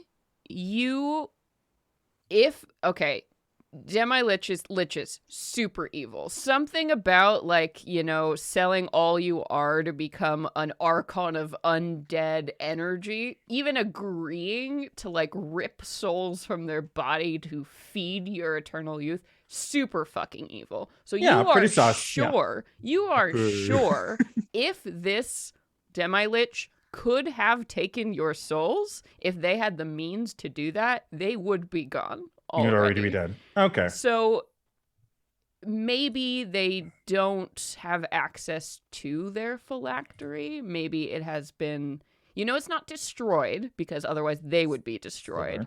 But Mhm. if for whatever reason, if they couldn't get to it, then that might be why.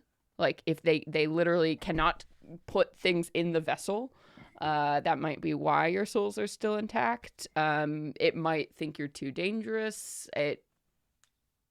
Well, something tells me that we're gonna be back using that fucking hammer if we find it. I'll tell you Mm. what. Oh, cool. Dibs.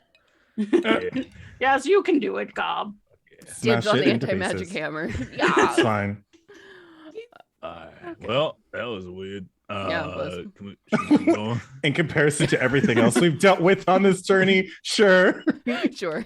That's the Sure. thing. Not the first That's the floating road, skull yeah. we've seen, and that one was tiny. That's true. That's true. All right. So you want to continue onward towards the Tower of Conjuration? Yes. All right. So as you are walking through the city, and again, like you're walking across big blocks, so different districts at this point, you pass by that whole block that contains that cube building and the big arm entrance to the main tower, leading you around now, yes, to the Tower of Conjuration, which is right next to that very large, beautiful palace cathedral building.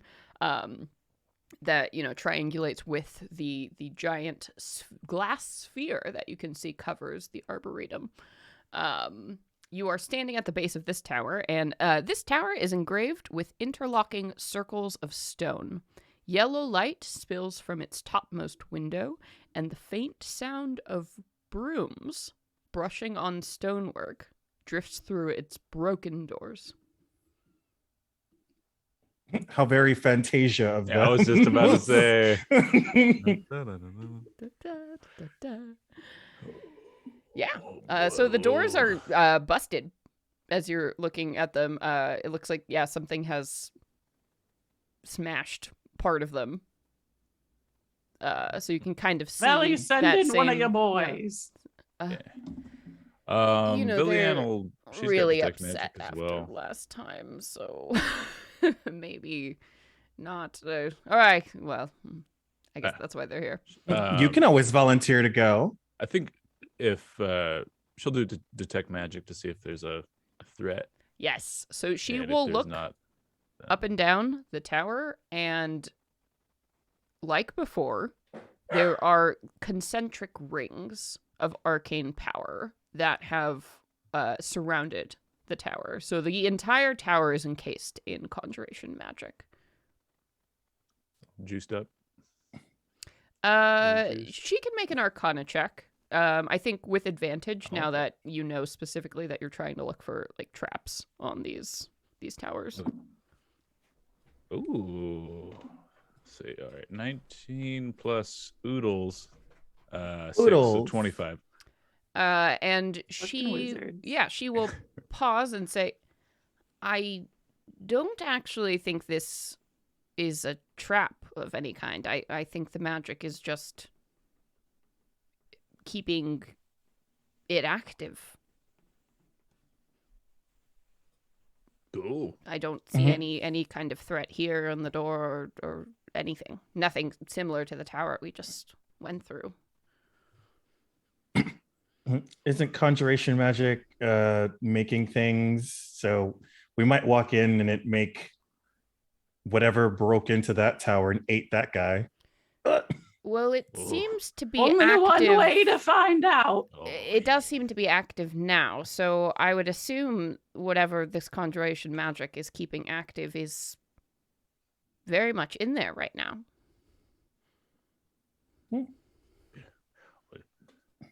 All right. I think, yeah, Goblin spearhead, and if Get there's in there. no threat from, say, the wizards, yeah, jump on in through the broken door. All right. Shut up those brooms. Yeah. So Let's don't break them.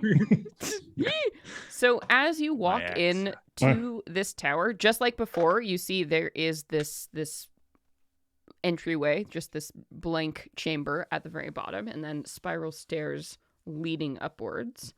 So, and as you step into this central room, you can see, yeah, there are brooms that are sweeping the floors and like dust rags hovering in midair like polishing the steps and little like spray bottles, just all hovering invisibly around, cleaning this place. They don't seem to pay you any kind of mind. Velian will say it's a lot of unseen servants. I'm not sure why they would need so many, but they're everywhere. Scrub, scrub, scrub, scrub, scrub. You can see little indents in the walls where like somebody has been scrubbing for, thousands of years, and stone is starting to wear away. Yeah, new sponge. Yeah, whatever was on the floor probably coated it. It's just been gone by repetitive scratching. Polished marble by now. Right. Wow, the floor's diamonds. That's right. Like, wow. jeez. Oh man. Great job, guys. Yeah, keep it up for another 1,000 years. Like, carry on. Again, just some netherall shit. Leave people to clean up fine. your mess literally for thousands of years. Thousands Don't of give a years, fuck. Yeah. yeah. Is there any there was writing on the ceiling of the other one? No, that's did you all want to top head though, up right? head up the stairs? Oh, yeah. Okay.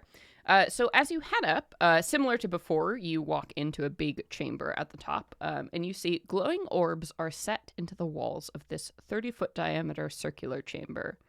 4 giant hands made of shimmering force hover in the center of the room, guarding a tiny ornamental tower perched on a pedestal. And at this point, I would like everybody to roll for initiative. Oh, well, Wait, gotta fabulous. hand it to you. Oh, Oh, oh, we had to do it. We had to do Oh, it at God. least once. So Mhm. let me go ahead and roll for oh, man. That initiative roll sure came in handy. hand 1 and hand 2. And then let No. me roll. I'll do hand 3 and hand 4. This is going to be a difficult fight, hands down. Hands down. Celeste, don't you manhandle us. Buddhist. Oh, here we go. I'll It's do whatever the happening. fuck I want. Yeah, Thanks. like- Okay, all right, everybody. Oh, God. You pun monsters. Oh, God. I really don't want to point any fingers No, here, that's but Yeah, get it the fuck out. Oh, All right. no. Okay, you cats. Who is going first? What's our initiative looking like Oh, here? God. Gob got a 16. I've got a I 16. believe Veronica with the 21. 21.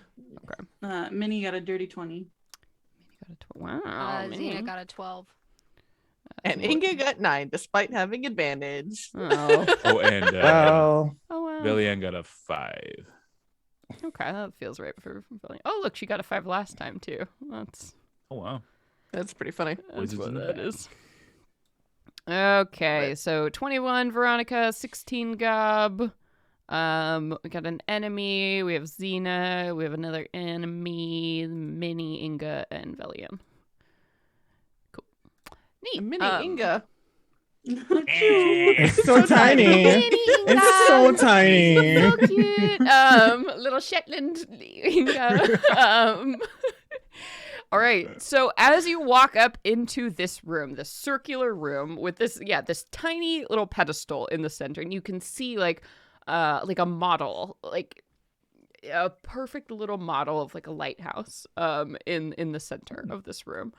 Immediately, these 4 hands, which were kind of just chilling, like floppy hands, just spring up to attention. So their fingers go skywards, and they come flying towards you like they're about to do some slapping.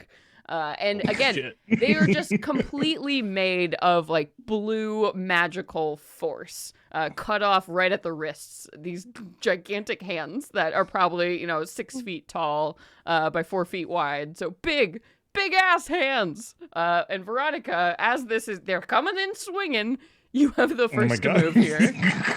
You With Gob on might deck. say that they're coming in finger guns ablazing. No. Oh. Why Oh is my this? God. Celeste Why is is like, this no, I hell? wouldn't say that. I would never say that. Shut up. Why are we in hell? Oh, God. Why are you like this? I Oh, hate. Veronica in the hand is worth 2 in the bush. It's fine. No. Get a grip. Oh my Come God. on. Veronica's frozen. Start taking away your turns. If this keeps happening. Oh, this is awful, and I love every moment of it. Flangy golly. All right. What are you doing? What are you doing, Veronica? Can I make my way through the hands without taking an opportunity attack? No, absolutely Well, not. You will take 4 opportunity attacks if you try to move further into this room.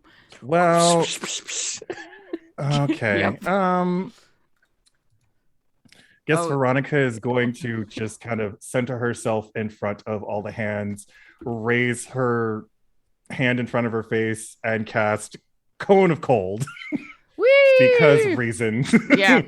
Fair. It's fair. it's ice to make your acquaintance. Psst, why are we doing this now? I hate this. Too much of theme. this. How Open you the like Pandora's it box. now? I just You did. You did. It happened. All right. What is? I get a save on that. Yeah, con save. Yeah. Okay. DC 17. All of these hands making con saves. Let's go. Oh Gosh. So first one fails. 18, Second one passes. Third one fails.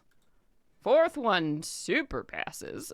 So 2. It saved handily. Fuck you. I'm just gonna not respond to No, anything no, anymore. That's no, gonna be my no. tactic. No. Yeah. So 1 and 3 they failed. take Yep. so 40 cold damage or 20 for the ones who saved. Owie. Okay. I don't get any. Oh wait. Oh, sorry. I have Hey advantage. guys, chill out. It's fine. I have advantage on all magical Oh. effects because I'm made of. My body is shit. made of magic. So Oh, wow. Hang on, let me just try That's again. fine. Oh yeah, wicked success. Wicked success. All right, they're all gonna take half damage, so 20 damage. I was thinking, I was like, oh man, why would I be so cold? I'm just a big hand made of force. Yeah, you need to chill out. It's all the slaps. Y'all are killing me. You're killing me dead. All right, so yeah, you blast out with this cone of cold. I don't think we've seen you cast this before. Any flare? It'll probably be like all of the like ice that is kind of centered on or that is gathered like on the walls will basically leap up and then spin its way towards all 4 hands. Yeah. Mhm. Ooh. Oh, we gotta turn off and on. There we Hopefully go. Zoom won't fuck everything. Yay! Okay, no, it's fine. All right, good. It's fine. Everything's fine. Everything's fine. Okay. Yeah, so they seem to have taken some damage as they recoil a bit from your icy blast, but unfortunately it doesn't look like their, non-corporeal bodies took too much damage from that effect. Anything else for you? Well, nope. Now we know. Well, now we know. All right. That's going to bring us to Gob.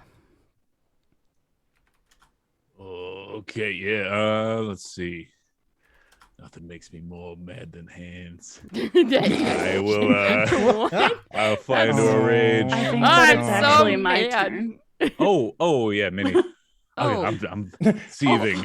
I'm sorry, Minnie. In what'd the you get? meantime, 20. Oh, okay. I 20. had you super wrong in initiative. Yes, okay, Minnie. It is you. It is Minnie, and then it is Gob. Sorry. I would have just let it go, but I want to do AoE. And I don't want to do there, so. good call. Yeah. Fair. Yeah.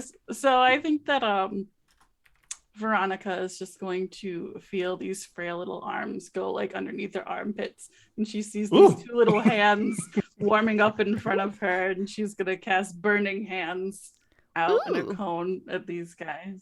It's hands all the way down. This game. Oh my god. Alright, I'm gonna cast it 2nd level, so they'll have to do dexterity save DC 17. They're all rolling with advantage. Yeah. These hands are on fire. So here we go. These hands are on fire. Okay, first one fails, even with advantage. Nice. Oh, They rolled really well. Second That was one a good one. fails, even with advantage. How dare? yes. I Third cooled one them off fails, for you. Now even you with gotta warm them advantage. up. What is happening? Uh-oh. And then the fourth one Hashtag fails. icy Wait hot. a minute, this can't be right. Oh my god, that sucks. All right, they all failed. How? It was how I cast it. Oh, They didn't see sexy. me coming because I was hiding behind Papa! But they didn't Right. expect you to turn their own power against them. As they thought they were going in for high fives. Alas, Yeah. fire. Damn. I got 18 points of fire damage. Oh, rude. Let me see. And then I'm just gonna 4 thumbs, way up for Minnie. Oh man! All right. kill Celeste. Yeah. So They're canceling us. We're done maybe after this. maybe it was the combination of the ice and then the fire that just like really seemed to shock these hands. And they just they're not stoked. That sucked. They kind of flicker a little bit, like they're having trouble hanging on to reality. Everybody loves Same icy every day. hot. And then I'm just gonna kind of scoop my ass back. Yeah. Neat. And then Gob, we come Thank to you for you. coming. Goodbye. Thank you. Goodbye. All right, we're out. So like I said, that hand rage is taken over. Oh yeah. And I get really. a little beastie. Ugh. How God's far about to get away? a little handsy. They're How far all away they're are all the up in your hands? shit. Oh, okay, They're great. all so close to you. Yes. Well, I will. I'll still, for flavor's sake, use my hot new ability. Oh, because you just want to jump of real good. jumping real good. Yeah, you Yes, do yeah. it. You jump Beast real of good. soul jumping. And I got my mitts out, and I will just spring, Superman style, and pound it. And Oh my God. try to nail one. Are you leaping over one, or because you all just kind of came up the stairs? You're in a circular room, and basically all of these hands are forming like a no wall to like keep you from stepping in the room. So I think I just pick one and then like attack the middle finger of that one because it's probably the same size. I have. Just the middle finger. Okay. Beat the I hell love out of it. the middle finger. And then I will attack it twice. I'll go reckless because fuck it. All right, that's first one is a 14 plus plus 10 now. 24. The second attack Ooh boy. is Extra spicy. Yeah, man. 29. Yes. Yeah, so they Yes. okay. Both will hit. Yes, 24 to 29. I like Yes. Good to be a fighter. All right. That is Oh man, I'm just reading their So actions. I hope we 13. don't get to that for you guys as well. 13 damage for one hit. And then the second hit is 12. Okay. Magical bludgeoning damage. All right. How do you take out, with both of those attacks, will be required to take out one of these hands? What does it look like when you tear apart Oh, okay. a living spell?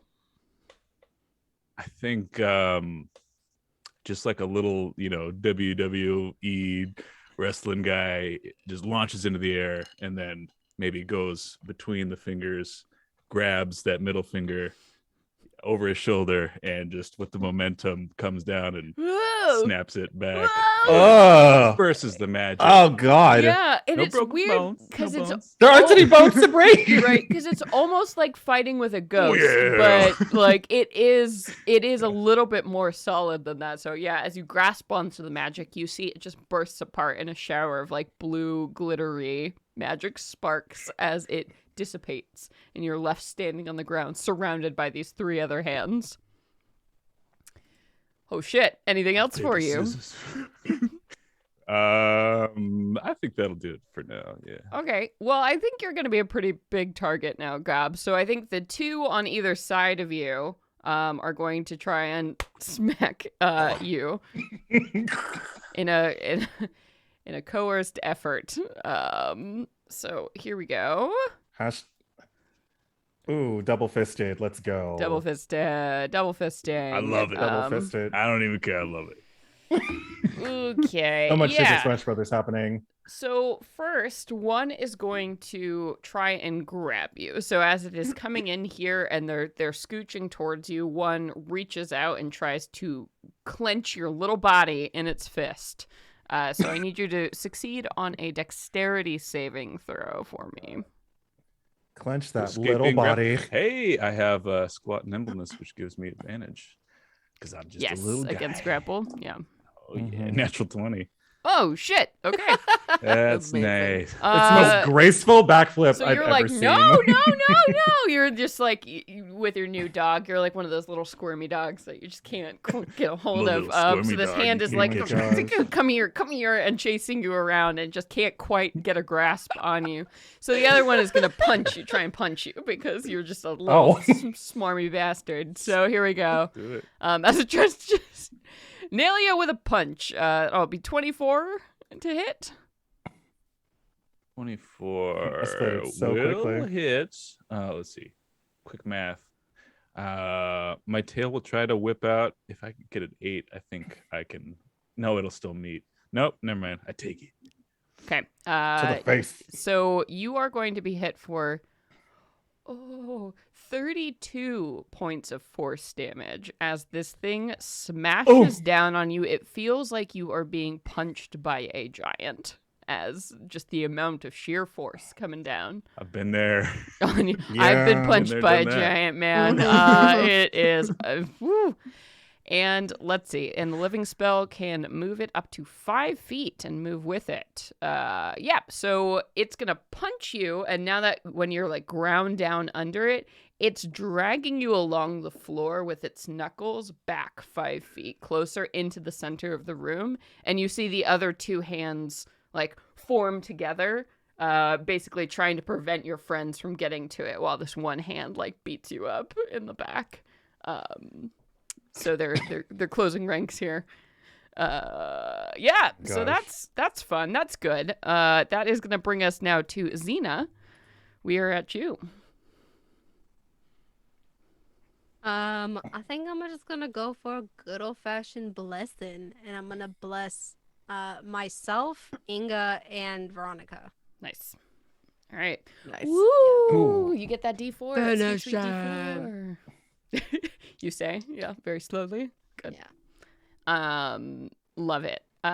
Anything else for your turn? that's it. Okay.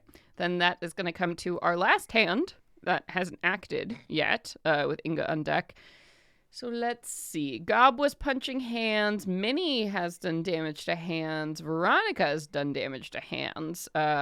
Minnie did move to the back, so I think Veronica, you are the clear target here.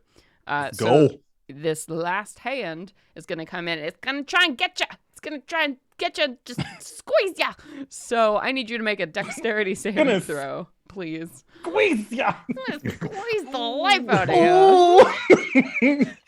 Can I never make that sound? Oh. Oh, no. Oh God, that actually killed me. I wasn't ready. Oh, no. What happened? What happened on the dice? Please tell me. Oh no, I got it. Oh God, I got an 18. Thanks for Okay. the bless. But like, Yeah. Jesus, that sound. So again, this hand just trying to grab at you, trying to squeeze the life out of you, and you're just like, no. You're so playing slappies No. with this hand, and it's just not happening for this hand, and it is clenching in frustration. You see the fingers just up and down, as if you were a stress ball that it just can't hold on to. And then there's a lot of like trying to describe emotions without real faces in this episode, I'm realizing. It's super fun for me. Really easy. Super easy. So that is going to bring us now to Inga with Velian on deck. Can I see the one that has grabbed Gob? You can see it because the hands are kind of transparent. So you can kind of see through Okay. All right. their energy. Though they are standing up, Neat, like trying to neat. form big walls to block you. Mm-hmm. But for spellcasting All right. purposes. We are going to throw.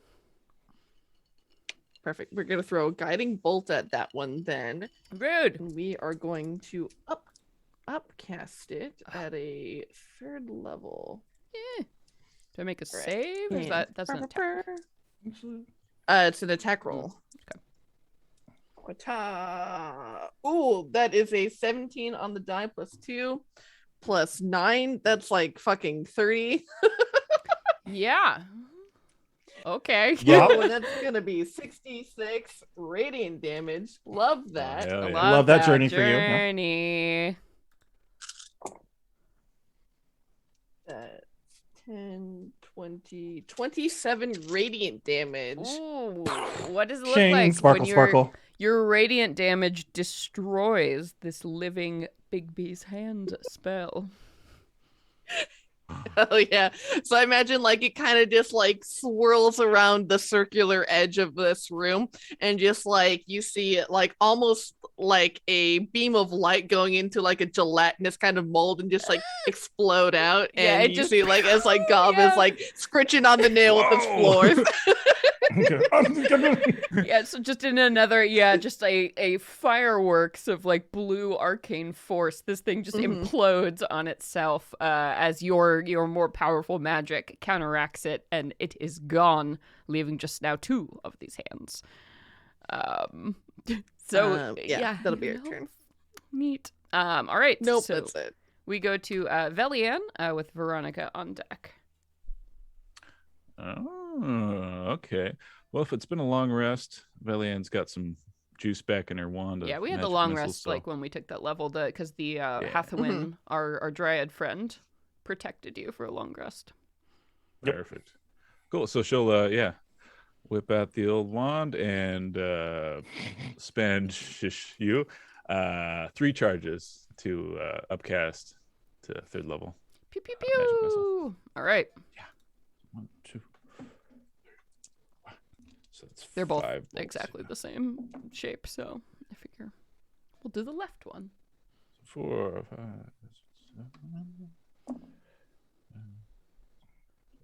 7. 13 plus 5. Ooh, all right. Yeah, so her magic missiles pepper into this thing, and what's weird is because they're made of the same kind of force energy, so as these missiles hit the hand, it kind of swells up like really, really big. As with each missile, it's like the hand gets more swollen, and like another one, and the hand gets bigger, and then it pops like a balloon with the final like missile as just it swells Nice. beyond what it should be and dissipates into sparkles. So we got one more here. Veronica, this hand's right here in front of you, looking real lonely. I'm gonna hand it to it real hard now with Oh, some boy. big swings. Oh boy. So 12, 15. That's a dirty 20 to hit A 20 will hit. with my big axe. A 20 is actually what you Uh, need to hit, but you all have been rolling extremely fucking well. Thank God for bless. Oh God. 10, 20, 26 damage for the Ooh. first hit. How do you take it out? Oh, I literally Nice. will cleave it like right down all Ooh, the you can fingers. chop and- off all the Ugh! fingers. Oh, yeah, the most painful way possible. And as it is sliced in half, you see, that burst of blue light and just, and it dissipates. So you all are standing now in a room. No hands, just those glowing lights on the walls. And No that hands. pillar in the center with that perfect, beautiful, tiny little sculpture of like a lighthouse. Cute. That'd be so cute on a mantle. Adorable. Really cute. It was worth it. Though it is also kind of like, it's so hyper realistic. You're like, is the person who made that a little weird? Like that's how They have a lot of realistic time it on their is. hands. You're my like, hobby shop. somebody really worked really hard on that. Even, you like lean down and the grass even kind of smells like real grass, and you're like, wow. It's a lot. The little light is spinning around. Is anybody home? He just says You're it. saying to the sculpture of a lighthouse? Who knows? Somebody might live in there. There is no. This place is weird. There is no Okay. response when you yell I at would have this been really sculpture. excited if a tiny little person came out. We literally just fought Mhm. magical hands, so at this Eh. point. Is there writing on the ceiling like the last room? You're looking around. No. There Oh, seems to be man. this pedestal with this tower. There's no other. This room is really clean. I'm sure it is. Yeah. The whole tower. There is absolutely nothing else in here. You are sure. If I get up and like lean in really close, can I like investigate and try to see if there's any anything around the lighthouse or anything that stands out to me about the lighthouse? Sure. Give me an investigation check. Okay. Look for a fancy little plaque. Sometimes they have the. That is a 22. Yeah, I mean, you are looking this thing over top to bottom, and it's beautiful. It's a beautiful little model, but you're sure it's a model. Just, as your eyes are scanning over it, like every detail has been lovingly rendered. But they are, artificial materials that have made this little lighthouse. Guys, last time I really wanted to touch something, I blew us all up. Do you mind if I touch this? Everyone takes a big step back. One big step back. I'll stand next to Minnie. Brave boy. Yeah. She pinches your cheek really hard. Ooh. Oh, thanks. Yeah. How is Grandma she so style. strong? All right, so I'm gonna just kind of manhandle this thing. Basically, I'm gonna look Oh at my it God. and try to open up the tiny little door. Yeah, and you reach out and you land on that tiny little door, and the minute you touch the lighthouse, there is this bright flash of light that kind of shocks you all, and it clears away, and there is a rectangle of blue light standing in the middle of the room in space. It's maybe 2 inches thick or so. It seems to be a door-shaped panel of just blue light. You cannot see through it. It appears to be solid. I mean, you can look around it, but there's just a panel. Go right through it. Yeah, I'm going in that Step motherfucker. right the fuck in. Right the Okay. fuck through that. Okay. Well, Whoa. Inga and and- Minnie are gone. What are you doing, the rest of you? This is how they died. I look at Veronica and just go. I know you want to. I'm right behind you. come on, I take her hand, drag her through. So, Xena, you are alone in this room as everyone has walked through this panel of blue light. They've don't just like this trusted the at GM in the last chapter of this adventure, in this death adventure, possibly this go horror wrong? adventure. Yeah. They've stepped through a panel of Look. blue light. And this is This how we died. Yeah. lighthouse, this lighthouse looks like a great place to retire. Worst case scenario. If it- Right. if it takes Mhm. us. You know what? I'm done here. This is where I stop. Right. You know what? Sorry, Icewind Dale. I'm good. You're on your own. Yeah, I'm good. Don't actually. No. She'll dip her toe in first. She'll try to touch it and put her hand through and see what that feels like. Okay, yeah, it feels like if your hand was asleep. That's the feeling as you pass through. You can't see it. It disappears into the blue light. And it feels like your hand is asleep. Or your toe, or whatever you stick through. Okay. Well, it doesn't hurt. I mean, that's not necessarily a pleasant feeling, but we'll walk all the way through it then. It's Oh, not man. directly hostile. Right. Yeah, it's just sort of uncomfortable if I try to walk. If I want to drink and then I'm also my head full of sleep. Oh, hell. So you all step through this fucking magic doorway, and the fabric of reality warps around each and every one of you, and you find yourselves in a dark, dank, disgusting smelling cellar is maybe your best guess. You are in a circular room like the one you just left, but it's different. You see grimy mold covered stucco surrounding the walls around you. There are piles of just molding, smashed remains of crates and barrels, and everything smells like fish, like dead, rotting, left in the sun fish all around you. And it is totally dark where you are. You think you might even be underground as you're just in this horrible, horrible place. And you can see that just above you, this floor that looks like it's not going to hold out for much longer, this wooden floor, has a set of decaying steps and a trap door leading upwards. So you've landed in the cellar of whatever this very stinky place is. Is it still cold? No, it is not cold. Oh, balmy summer is it's back. not warm. It's like seaside, perpetually wet kind of feeling. Oh no, we Like made it to Barovia. Misty, wet is what you're Everything's getting. looking up.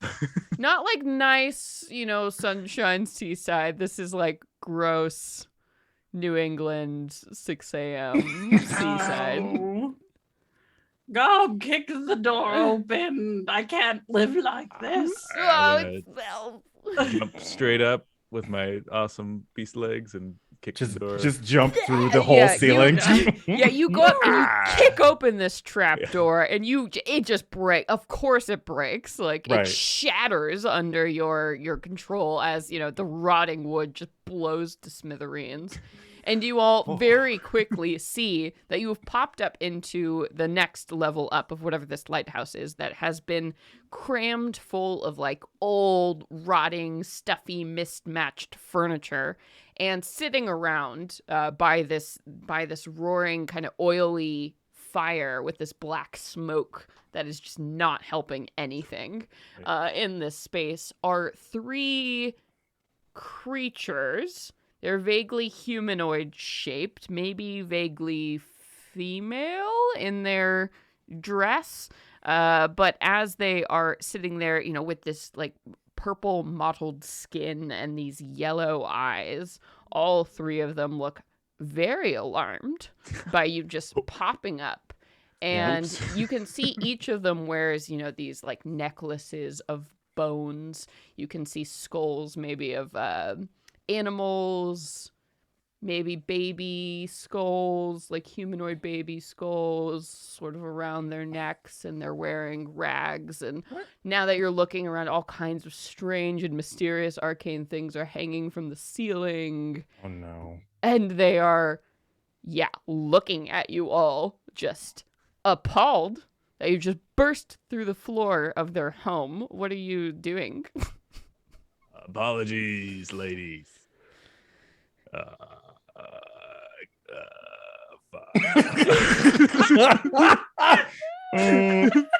Gob's brain literally just snapped in this instant. Like, oh, You're nailing looking down to Oh, the trap door. oh god, literally just Wow. close the trap door. My bad, sorry. Let's Oh, flying it's kick up gone. He here. blew that shit It up just with flew this off.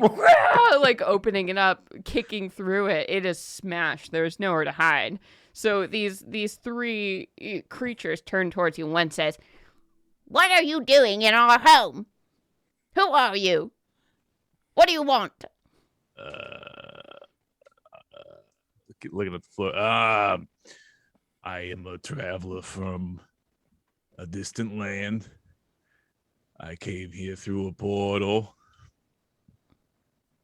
Okay, what do you want? I want to go home.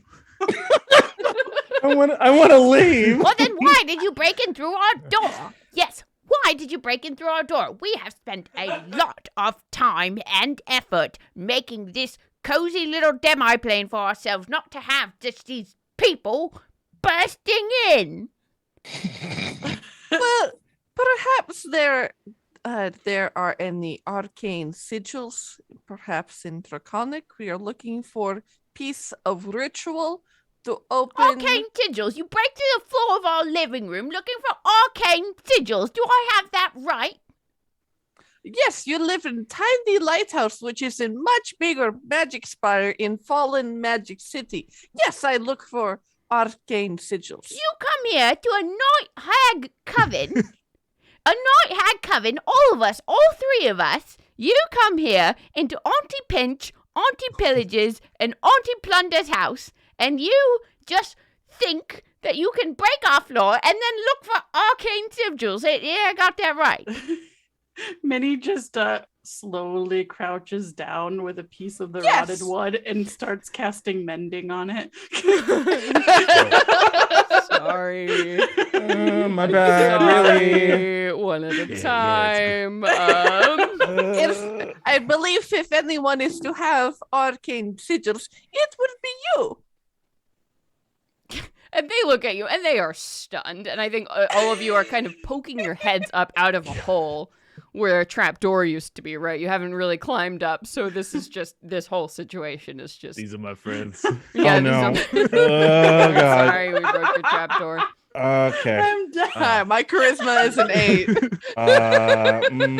And the hag on the far side is like, you know what?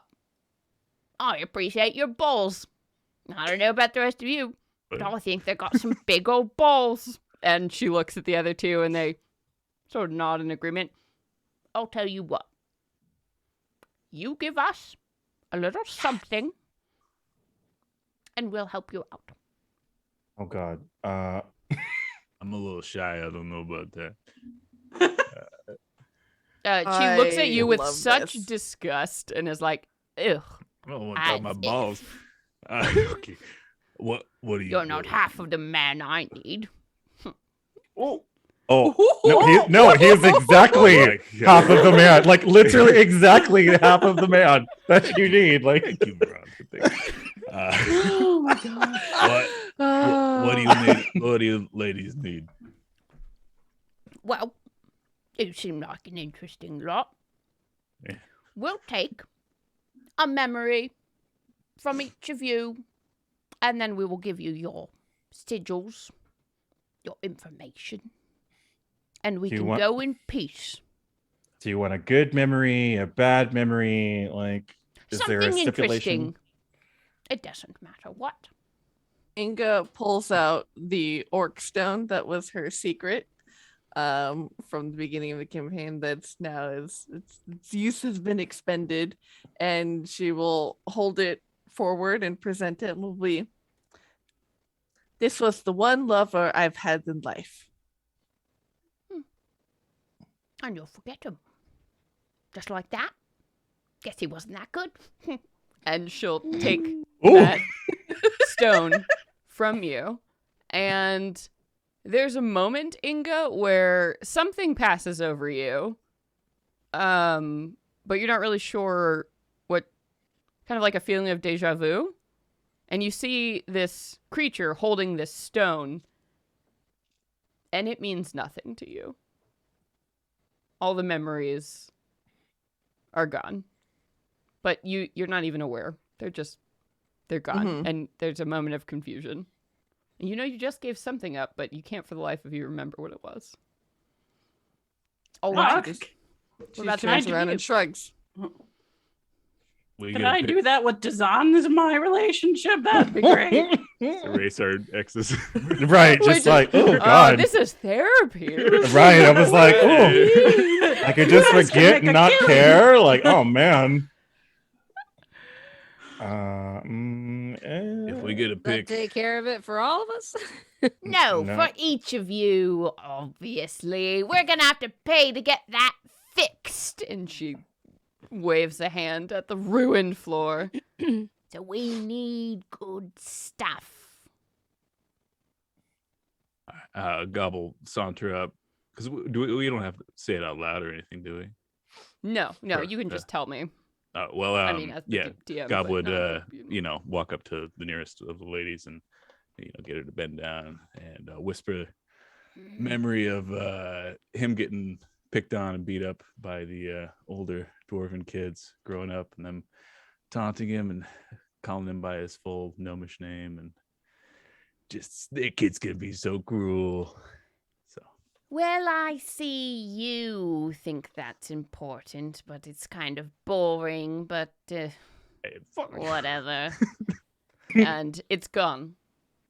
What's gone? Exactly. Exactly. Nice. You Oh. don't remember much of your childhood. In fact, for whatever reason, you feel some of your self-confidence kind of slip away.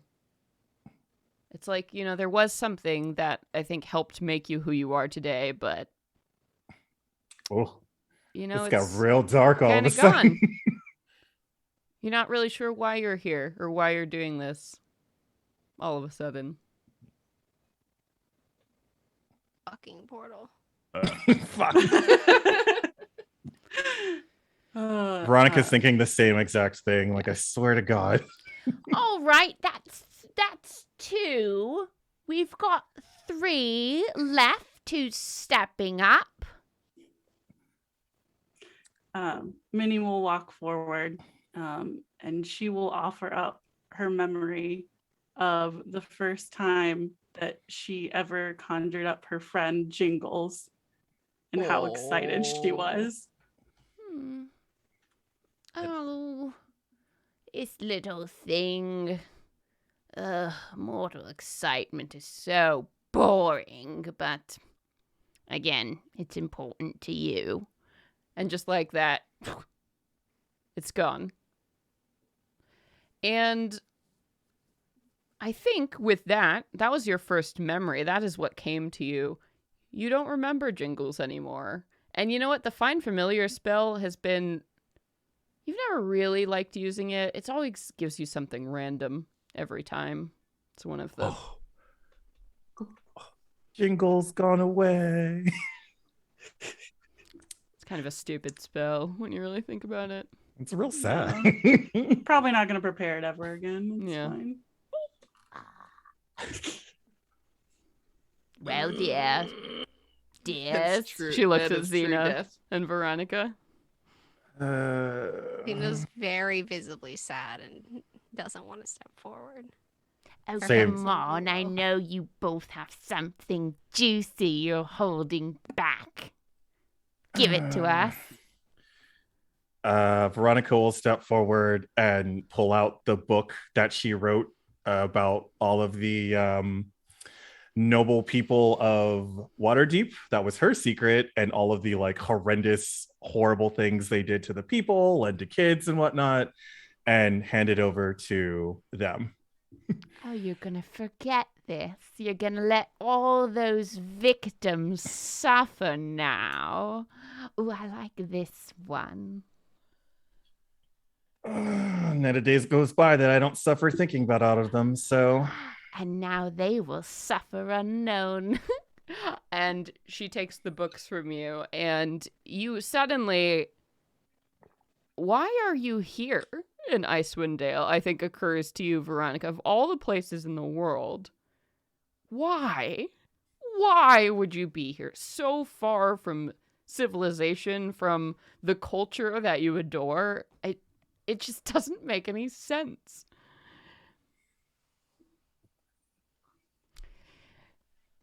And you... She turns to you, and now she's gotten very close so you can see her mossy yellowed teeth in her too wide smile as she stares at you with her lantern-like eyes. It's your turn, dear. Your friends gave up so much. You wouldn't doing it. want to leave Oh my God. them alone, would you? Peer pressure. I only have my sisters. If I were to give them up, I'd have nothing. Well, dear, No one. if you don't give something up, we'll kill you and you'll have nothing that way too. What? That escalated real quickly. You are in our demi-plane, after all. It means giving up hope that I'll ever find them or know them again. You still have us, Xena. We'll help you out with that. Sure. Maybe you could do something small like a book you read or something. No, I want this. Now that she's brought it up, I want this. Forget one of your sisters. Which one do you love the least? Give me that. Oh. She says, and she is fucking loving The middle this. one. No. She is loving this conversation. Every moment of pain you are showing, it is feeding her. Which one? Which one?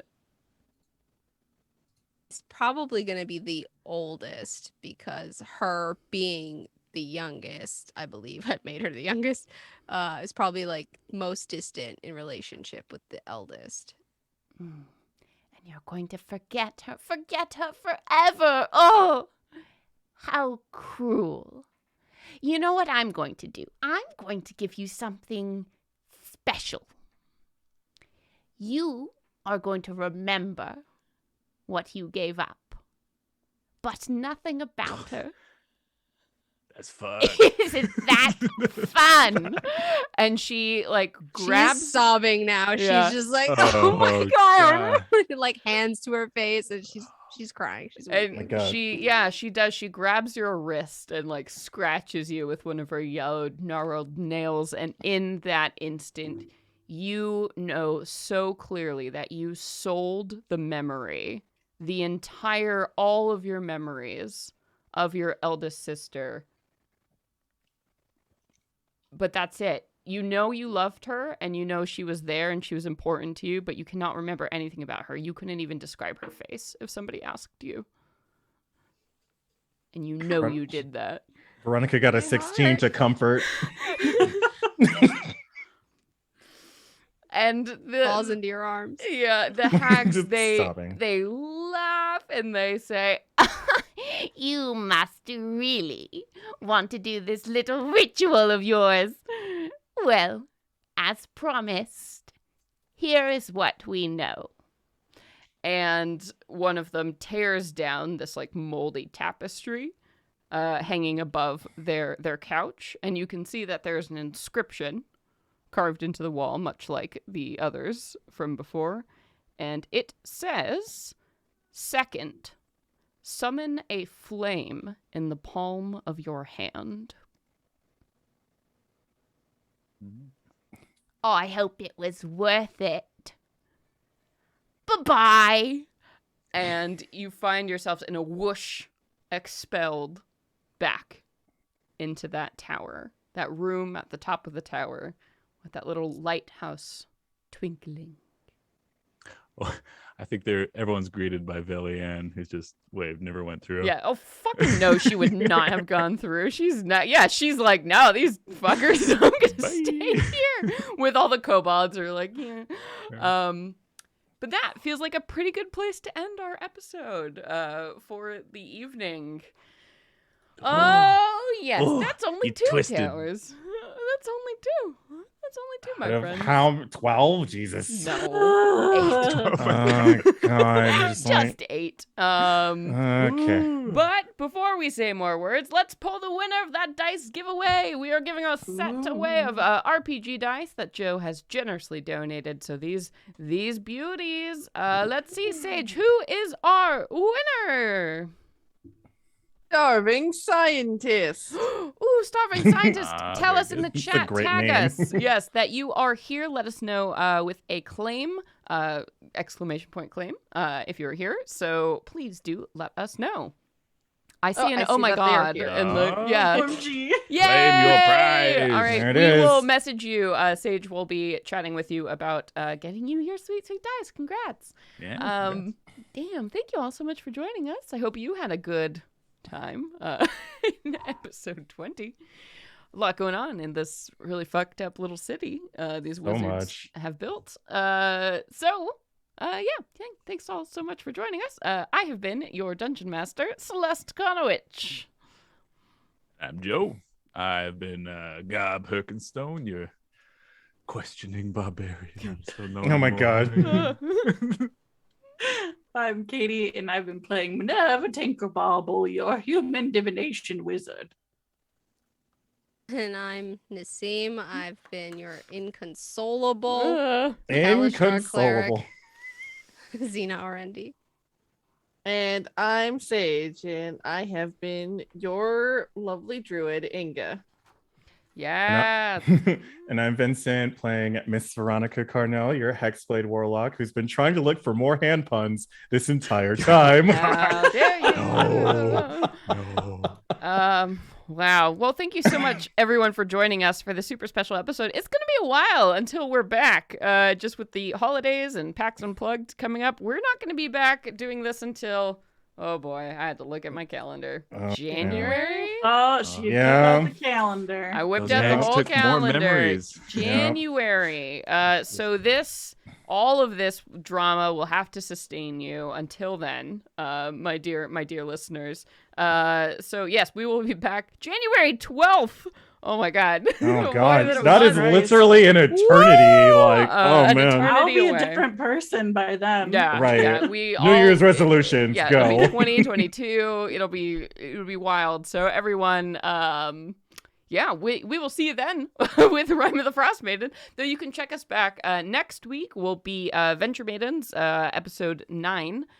Since we had to skip last week. So episode 9 of Venture Maidens, and then that will be our last one before we head off for a little holiday break. But don't worry, podcast listeners, we have content lined up, so the podcast will keep coming out every other week, but we will be taking a little bit of a holiday stream break. So stay tuned next week. Check us out there. Sage, do we have a Monday night stream coming up soon? We in a couple weeks. The next one is December 6th. For our Theros campaign, and that'll be our last one before the year. And then when we come back in January, we'll be doing bi-weekly Mondays, so you'll get to see even more of this campaign then. Yay. And of course, if y'all are going to Philadelphia for PAX Unplugged, all of the Maidens will be there. So please do. We're going to be hanging out at a corner of the 2C Gaming booth. We're going to put up a banner. We're going to be hanging out, working there. So you can always find us at the 2C Gaming booth. We're going to be running some events, and we have a live show happening that Saturday night. So join us in the Crab God Theater at 6 p.m. You can watch Venture Maidens live. We are going to be trying to stream that and get that out, so you might be able to see that, but technology is hard, so it might be the day after. We're definitely going to have a recording. Who knows if it'll be streamed? We're going to do our best. But that's that. That's the business. Thank you all so much for joining us. Any other news? Anything else I missed? Happy holidays to you and yours. We love ya. Happy seasons. Happy darkest days, everyone. Darkest days. The darkest days. Yeah, we will see you next time. So until then, everybody, stay frosty. Ooh, that was a good one. That was good. All Yeah. right. Bye-bye. End of the year. Goodbye.